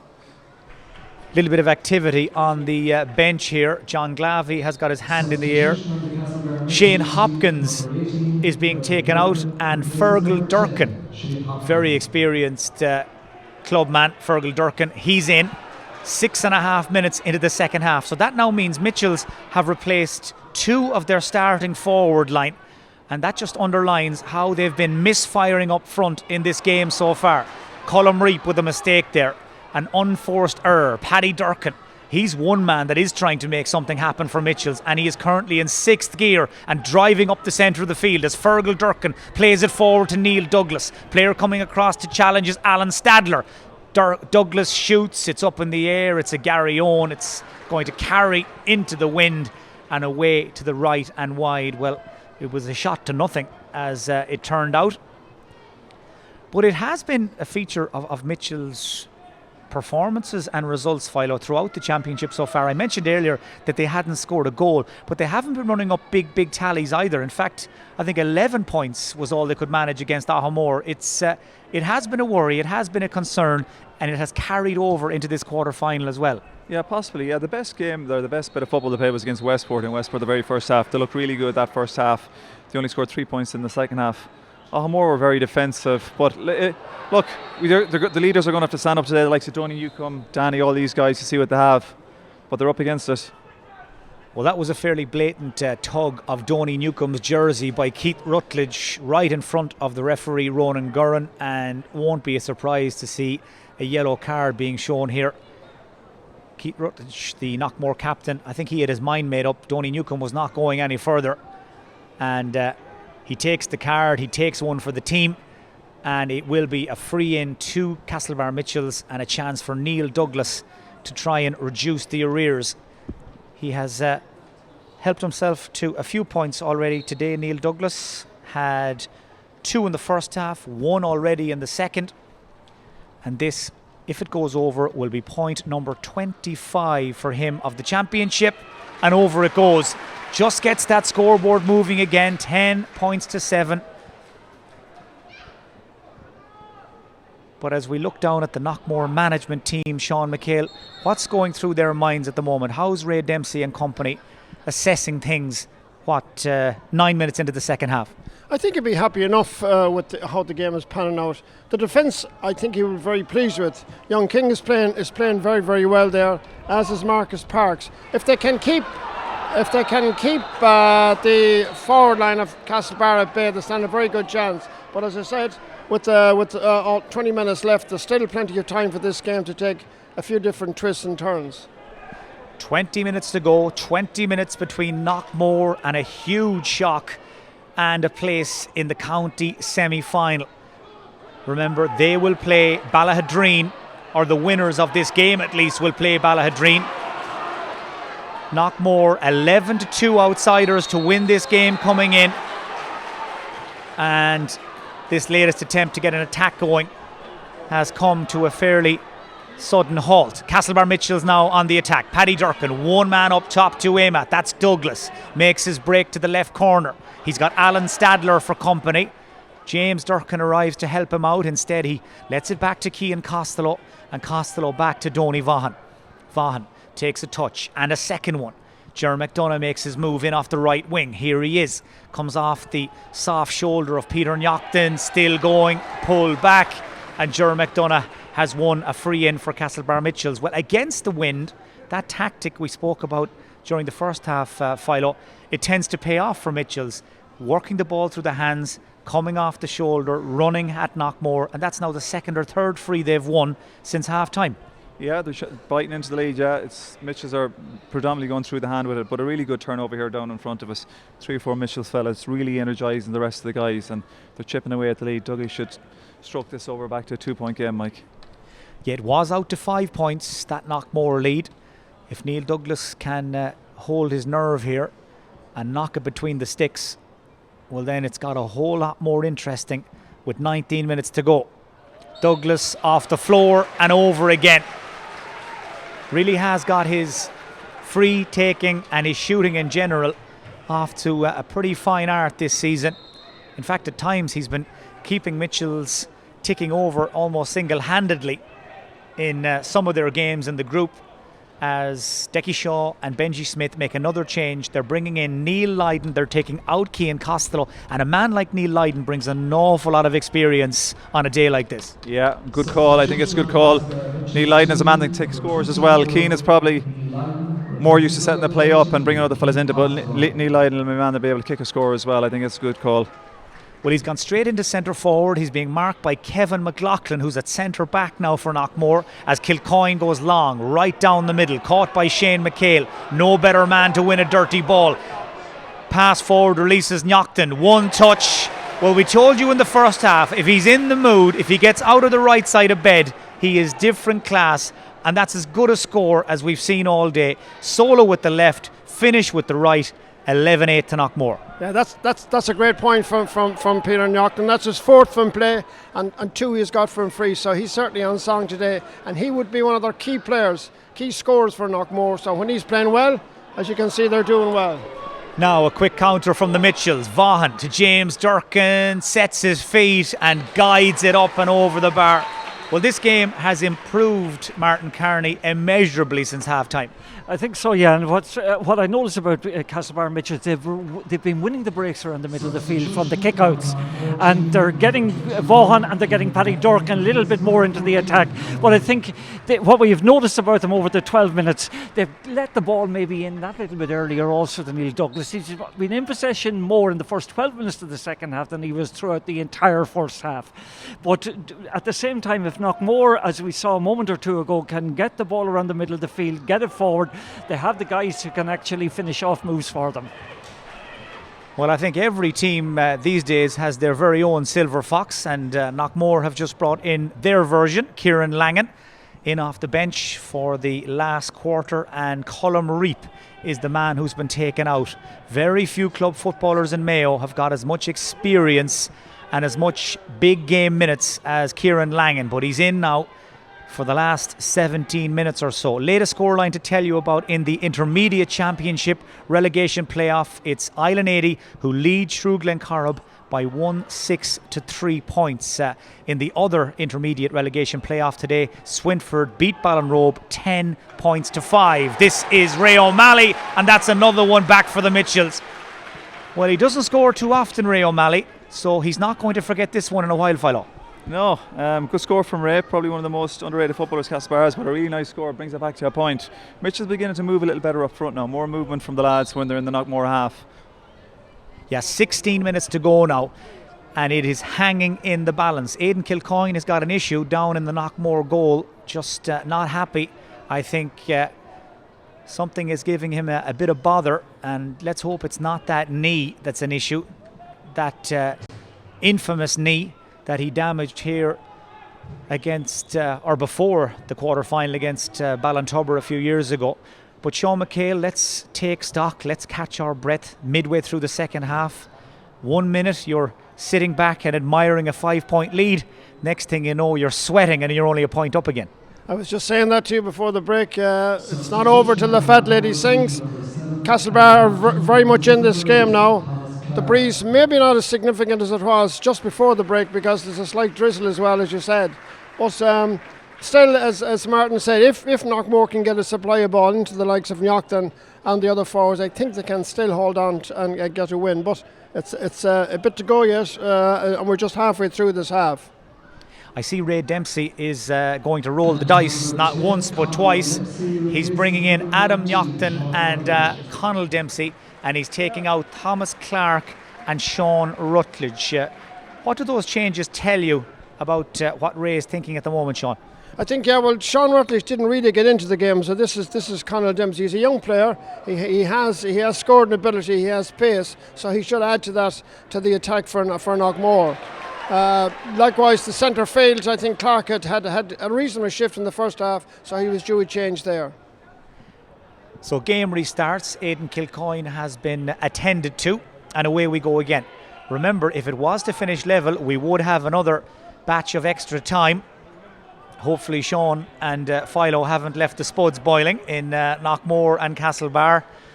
If they have and we go to extra time, well, the bad news is, Sean, your dinner will be burnt. This is Paddy Durkin. Oh, he's let fly. Oh, that's some score. Paddy Durkin. Well, he's always capable of kicking one or two screamers, and that's the box ticked for the second half, Philo. Great score. Great score, but it comes back to that man we talked about earlier on, Ray O'Malley. Great turnover. He took the ball off Kieran Langan here under us again, set the motion and play for Castlebar, and we're back level. So all square, Knockmore leading by 10 points to 5 at one stage. Now we're back to square one, Martin. Yeah, in a 9-minute period, they've outscored Knockmore 6 points to 1, and some of those scores, excellent scores from distance. Well, I think we can take it. The tide has started to turn, but luckily for Knockmore there, Kieran King was in the right place at the right time to intercept that pass, and now it's Knockmore's turn to attack. Here is Kieran King, takes the pass from Orm. Keith Rutledge has gone inside. King tried to play the pass. Donny Newcomb with a really important touch there to get a hand to the pass from Kieran King. That took the sting out of it, and I think in his mind's eye, Keith Rutledge probably had that ball stuck in the back of the net. He knew exactly what he wanted to do. Problem was, it never got as far as him. Fergal Durkin now being tackled by Keith Rutledge, who's on a yellow card. Needs to be careful. He's one serious foul away from walking the line here, and Ronan Gurran is walking in his direction. Ronan Gurran wants a word, I think, with Neil Lydon as well. Now let's see what the referee does here. He's had a look at the book, he's had a second look, and he's put it back in his pocket, Sean MacHale. Yes, indeed. Yes, as you say, when you're on the yellow, you have to be extra careful because a slip. He's calling him back, Sean. This could be interesting. No, I think he's just looking at the injured player, so I think he's going to escape on this occasion. I'd say Keith Rutledge's heart skipped a beat there. Ronan Gurran was giving him the headmaster stare there, but as Sean said, he was looking through him or past him as opposed to at him, at the injured player behind Keith Rutledge. So Keith Rutledge is on a yellow card, and he's on Ronan Gurran's shortlist at this stage. He's got a tick now, and he's got a yellow as well. And the game restarts with 15 against 15. Shane MacHale intercepts that poor ball from Neil Lydon. This is Kevin McLaughlin. Head down, drives past Neil Lydon. Now, if that was a deliberate pull down, well, then Neil Lydon is gone here on a black card. We're going to take a second look, Martin Kearney. Was that a deliberate pull down or pull back? Because it's a very important distinction. It's a distinction, and I think it is deliberate. It'll be interesting to see if the referee thinks it's deliberate. It is definitely a black card. Yes, black already. So he saw it as a pull down. If it was a pull back, it was yellow. A pull down is a black, and Neil Lydon is gone. Maybe 5 minutes, Philo, after he came in? Yeah, he's only in probably the 5 or 6 minutes. Kevin McLaughlin just left him for dust, and he put out the hand. You know, I'd say if he probably didn't do it, Kevin McLaughlin would have probably popped the ball over. It would have been a score for Knockmore, but yeah, it was the right decision by the ref. So Neil Lydon's day is done. Free to Knockmore, Aidan Orme to kick it. That's the angle he's looking at. Likes to strike a fair few of his frees off the floor, and it's easy to see why. That was a lovely strike. Reminiscent of Kevin Chucky O'Neill back in the day, Sean? Reminiscent, yeah, fantastic kick, even though he's aided by a slight breeze, but still, it must be 35, 40 metres out. Fine kick, but he's playing well. That's the second from a free. Well, activity here on both dugouts. I see Knockmore are bringing in Diarmuid Welch, and Castlebar Mitchels are bringing in Brian Welch. So changes on both sides, and the Mitchels man who's been taken off was Neil Lydon, of course. So Brian Welch is replacing the black carded Neil Lydon, and Diarmuid Welch is replacing Conor Brogan. So 9.5 minutes to go. It's anybody's county quarter final. It's anybody's ticket to the semi-final. Here is Brian Welch. He's only in. He's gone past the defender. Kilcoyne makes the save. Ball's in the net. Neil Douglas will claim it all day long. But it was Brian Welch that made the break, Kilcoyne that made the save, Alan Statler that fumbled it, and Neil Douglas, who we told you could so easily have been playing at Celtic Park today with Castlebar Celtic in the Super League. Well, he finishes with that real poacher's instinct. It wouldn't have been out of place at Celtic Park, Philo. Let's be honest, it's Castlebar's first goal in Championship 2019. It's taken them the guts of 4 hours to score it. Not the prettiest Dougie has ever put away, but probably one of the most important. Yeah, I don't even know if it was Dougie that put it away. I say he'll claim it. Well, he'll claim it. I'd be claiming it too, Mike. But yeah, Brian Walsh just on the pitch, really, what you call it, lovely little jink inside his man. Probably should have finished it. Keeper got his hands on it, and yeah, unfortunately for the cornerback, ended up probably pushing it into his own net. But Dougie, yeah, he'll claim it. But yeah, the energy now is with Castlebar. Momentum's with Castlebar the last 10 minutes, Mike. Oh, it's a huge score in the context of the game. So little between them. it had the feel of one of those games, Martin, that whoever gets a goal, it will be a huge turning point, and Mitchels have got it. Mitchels have got it, yeah, and again they've played very well in the second half into the wind. But I noticed with Knockmore not supporting one another on the ball to the same extent as they were in the first half. Number 8 down here earlier on, Thomas Clark was left isolated. Remember the centre back going forward, Kieran King up on the other side there, where he had a goal opportunity on. If anybody had been coming up with them in support that time, a goal was certain. But they've stopped running for one another, and I think Mitchell's legs, Mitchels have just started to kind of use the possession much better, support one another much better, and control the pace of the game now. Well, I make it now. Mitchels have outscored Knockmore in the last 15 minutes or so by 1-6 to 2 points. 1-7 to 2 points. That's quite the turnaround in the last 15 minutes. Knockmore would seem to have hit the wall in a big way as Neil Douglas goes down. Just seemed to fall awkwardly there, just seemed to twist awkwardly. So this will mean a stoppage. By the way, they're 23 minutes now into the second half of that intermediate championship relegation playoff, and it looks like Islanady will be playing intermediate football next year. They lead through Glencorrib 111 to 4 points, and if it stays like that and Islanady win, then it will be a South Mayo derby in that relegation playoff final. It will be Ballinrobe against Shlug Glencorrib. Here at MacHale Park, Sean MacHale, Knockmore outscored 1-7 to 2 points in the last quarter of an hour. It's an incredible stat. It's a major turnaround. In fact, Knockmore have only scored 4 points in this half, and playing with a nice breeze. That's not near enough of scores to win this game and see it out. Maybe that we're not giving due credit to Castlebar, because Castlebar certainly upped their game. They're much sharper. They're getting that ball into the front line there, and the old poacher himself, Niall Douglas, he's on 1-5. I make it. He has scored, and that's a great afternoon's work rate from the full forward. But he was always their main danger man, and that goal is typical of you might say a poacher's instinct. The ball broke, and he took the opportunity, and certainly now the ball is in the court of Castlebar, and I don't know if Knockmore are capable of getting the scores to haul themselves back into this game. Game has restarted. Neil Douglas is up and good to go, and that's a late hit on James Durkin, and it is a free in to Castlebar Mitchels. The man who committed the foul was David MacHale, the corner back. It was a tired looking challenge. In fact, it was Alan Statler, the man who had that fumble on the goal mouth a few minutes ago. I'm sure his head is all over the place with 5.5 minutes to go, but it was a tired looking tackle. And Philo, you'd know just how much work Mitchels have done again this season to get themselves in shape, and while it's taken them a long time to get into their stride, they do look to be finishing strong now, and they're in great shape. Yeah, they're in serious shape, and they have been for the last number of years, and I think last year they're probably hurting from last year losing the semi-final to Ballintubber. So but like we said earlier on, they haven't been flying, but no point flying earlier on in the year. It's from now on you need to be just hitting top gear, Mike, and the last 15 minutes they've shown what they're made of. Leaders have stood up. I think Danny's played really well. Paddy Durkin's come into his own in the second half. He's been really good the second half, and yeah, they're winning all the battles now all over the pitch. Gavin Durkin it was who swung over that free. That just tops up the Mitchels lead. And we've got a kick of the ball now between them, 1-12 to 12 with 4.5 minutes to play. Rain is still sort of spitting down here in Castlebar. That breeze is still swirling as well. It's not the easiest or nicest of days to play a big championship match, but needs must.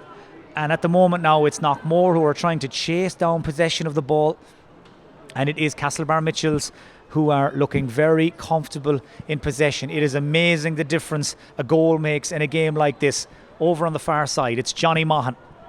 Lets it forward to Brian Welch as Mitchels play keep ball. And Martin, this must be very frustrating for Knockmore now. Not alone have they fallen behind, but they can't get their hands on the ball either. Yeah, they can't get their hand on the ball, and again they're chasing shadows actually most of the second half. It was noticeable, they got Knockmore got that fabulous start to the second half with that brace of points from Darren MacHale, but since then they have struggled to get ball primary possession around the middle of the field. And as I said to you earlier, Mike, they're not supporting one another at all to the same extent as they had been earlier, and Mitchels are just going through the motions at the moment.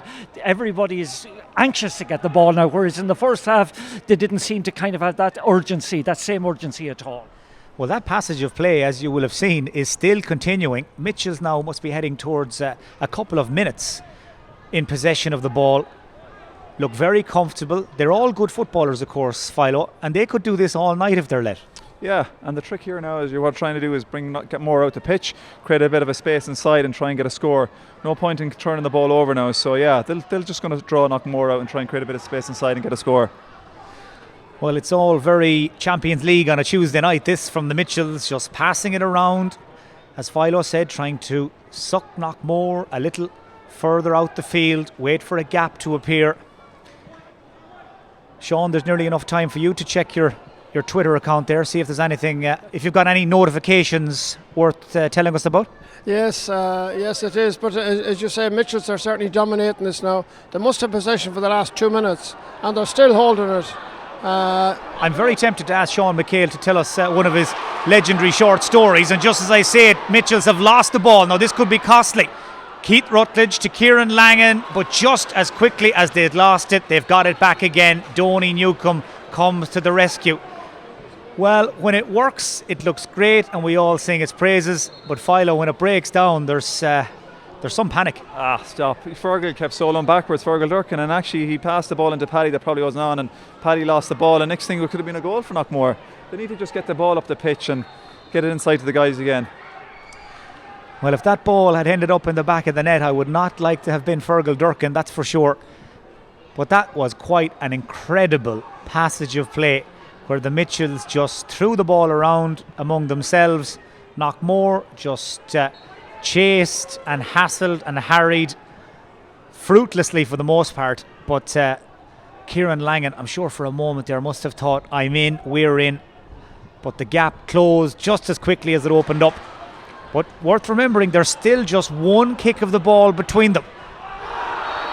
Well, that's fairly reckless from Gavin Durkin. And if Ronan Gurran saw that the same way he saw the Neil Lydon one a moment ago, well then it's a fairly straightforward decision. If that's seen as a deliberate pull down, and that's what it looked like on the replay, let's be honest, well then Gavin Durkin will see black as well, and it is a black. So 2 Castlebar Mitchells lads gone on 2 black cards in the second half, and I think, Kevin, no more than the first one, no complaints? No complaints there. Gavin obviously watching the rugby this morning. Watching the truck and trailer, or is it a biscuit move? It's a biscuit move maybe, yeah. But yeah, like you said, there's 2 minutes left and there's only a score in it, so Castlebar Mitchells seems to keep things tight here now. I see, I think Anto Boyle warming up here, ready to come on for Gavin Durkin.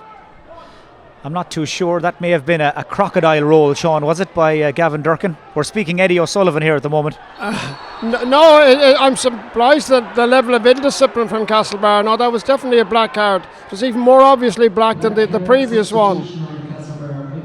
Well, Castlebar now are making a change just to try and shut this thing down and close it out. Anthony O'Boyle is in. He's in to replace the black card at Gavin Durkin.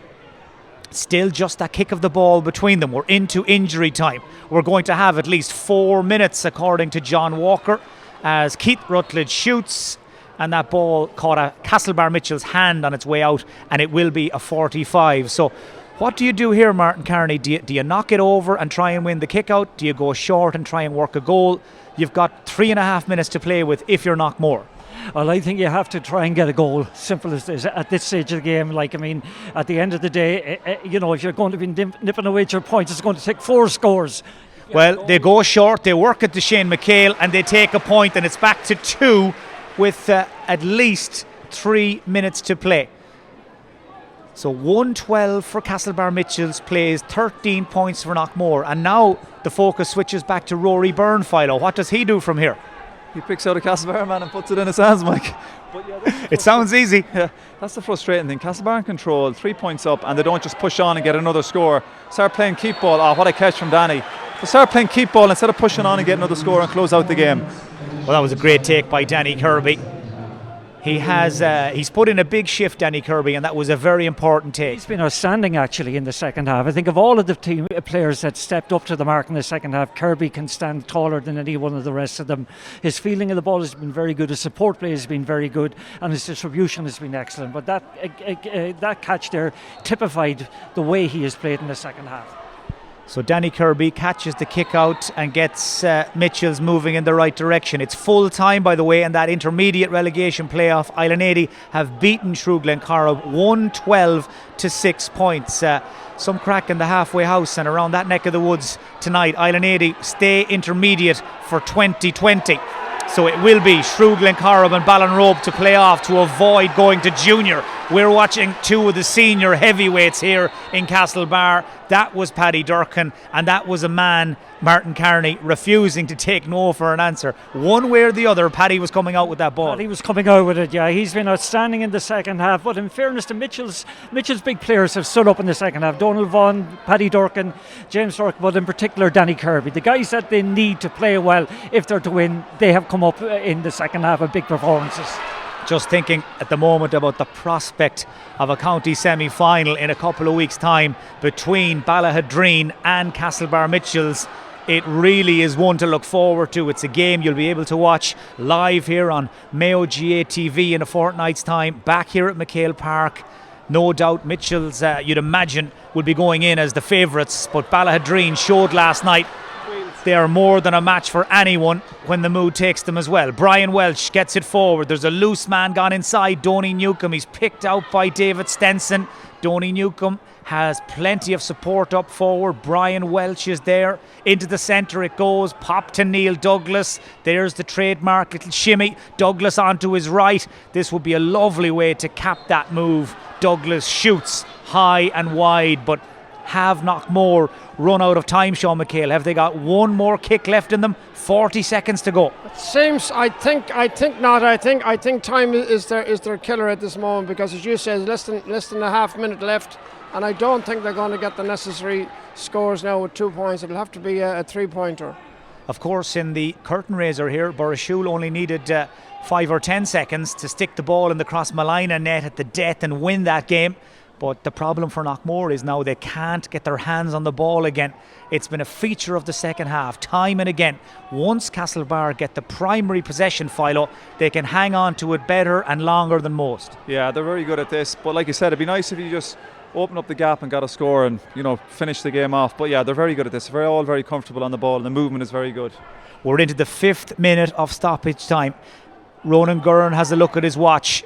Mitchels, who were 5 points down early in the second half, are now 2 points in front in, as Kevin McStay calls it, garbage time at the end of this game.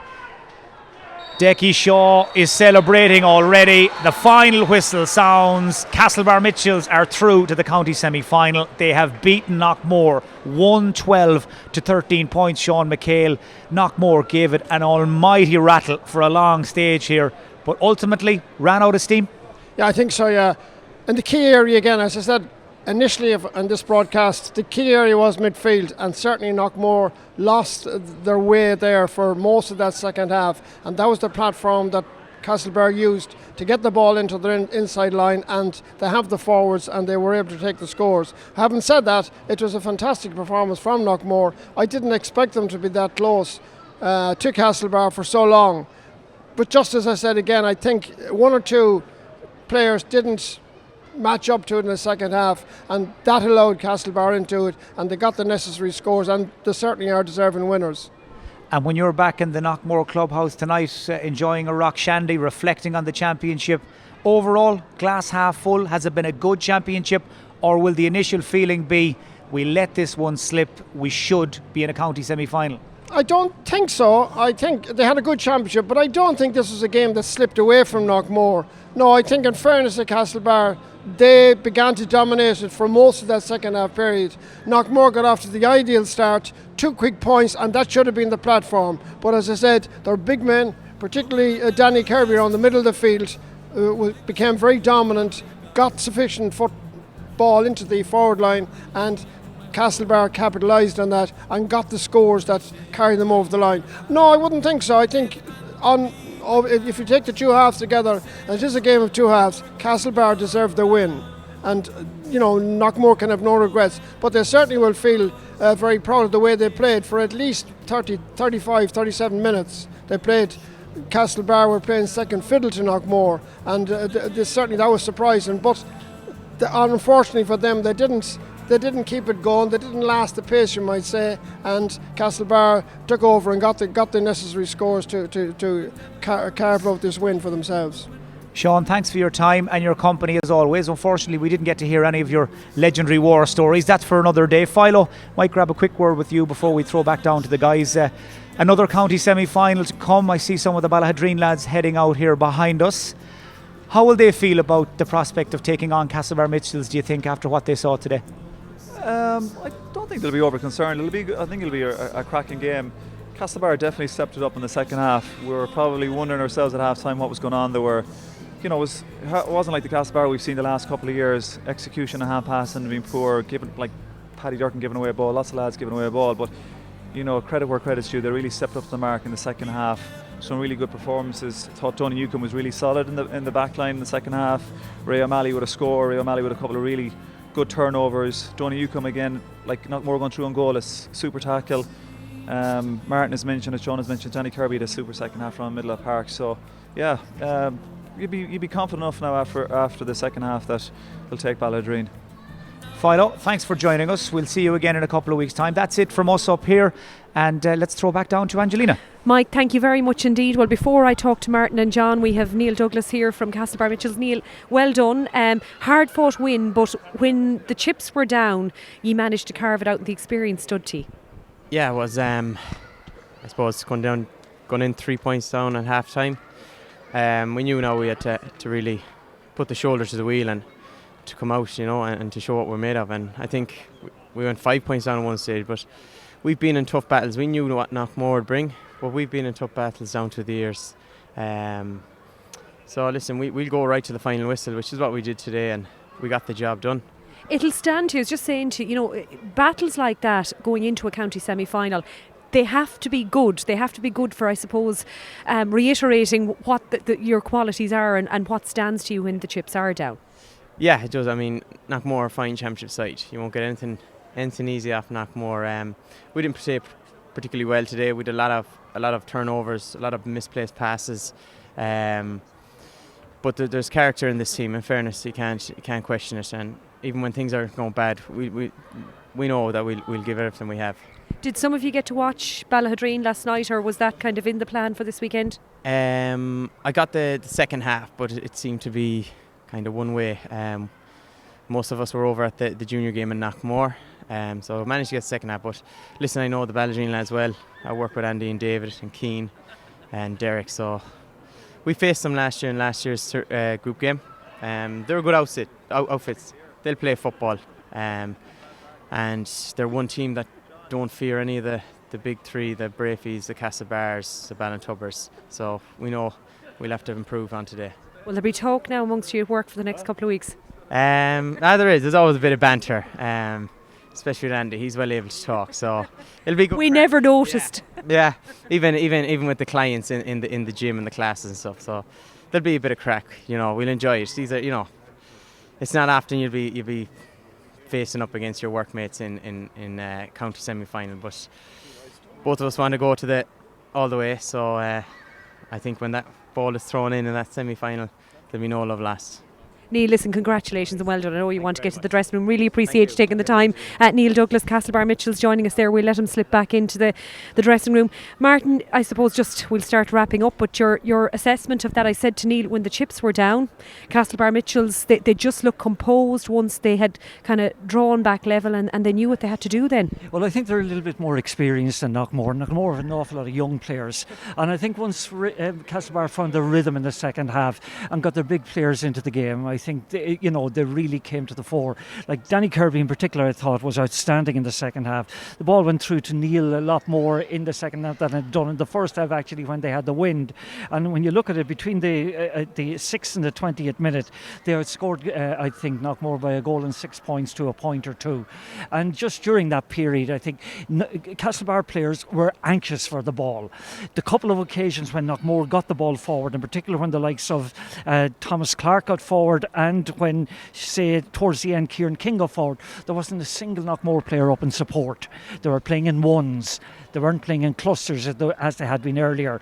And I just think they ran out of legs a little bit, and Castlebar's experience came to the fore. John, we were talking about perhaps penalties that should have been or could have been in the last game, and the goal that the Mitchells got here. I mean, look, it was great vision to follow up on it, but Knockmore will have a few nightmares about that. They will. It was rather fortuitous from my angle, and but Dougie was in the right place at the right time, and that energised Castlebar Mitchell. No question about it. There were 5 down early on the second half. And I have to say, I didn't give them a chance. I thought they were gone. As I said here at half time, they looked wearisome. But that's the experience that Martin has just alluded to, and he mentioned just the likes of Danny Kirby. But around the park, I thought Ray O'Malley had a super game, and it's that, you know, that character and the experience just stood to the fore. And we mentioned before the game that if there was anything about this Knockmore team, I think Ray Dempsey, the manager, said to Martin yesterday it was probably a year too soon for them.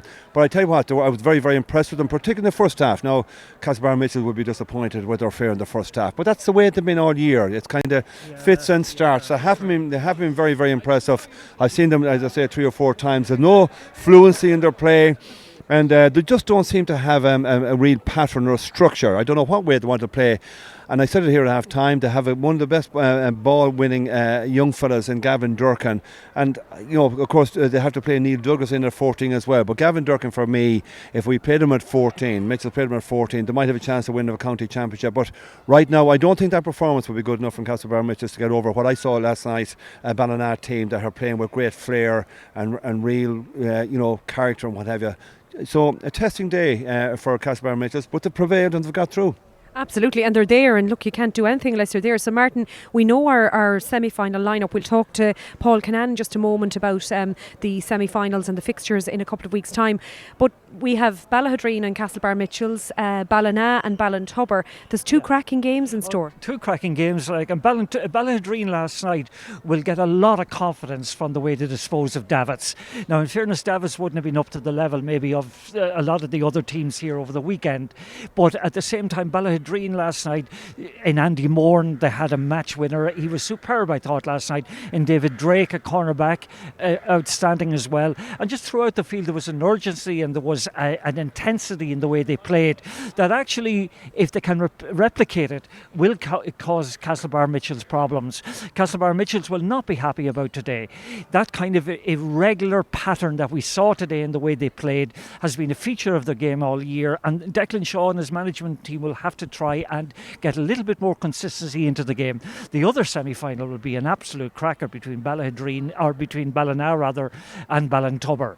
I mean, from what we saw last night at Ballina, they're up for it again. They're the form team. Of all the teams I've witnessed this weekend, Ballina to me have a real spark about them, and they were playing with great cohesion and great character, something that I personally wouldn't associate with Ballina down through the years. But I tell you what, they were right up for it there last night, and I have to say, in Kieran Tracy, he put on a cameo there for about 5 minutes in the second half. He laid on a great goal, kicked 2 or 3 top class points. But I was hugely impressed with O'Hora, who did a great job on Aidan O'Shea, and the 2 cornerbacks, Mullins and Hunt. Ballina Stevenage to me are the form team right now, and if you're going to have a punt on anyone to win a county championship, it says Ballina. Yeah, and when you look at it from this respect, like, forwards win titles for you. And last night Ballina had 6 forwards, not 1, not 2. They had 6 forwards who played with great cohesion. Great cohesion, worked very hard for one another, and all seemed to understand the way they wanted to play.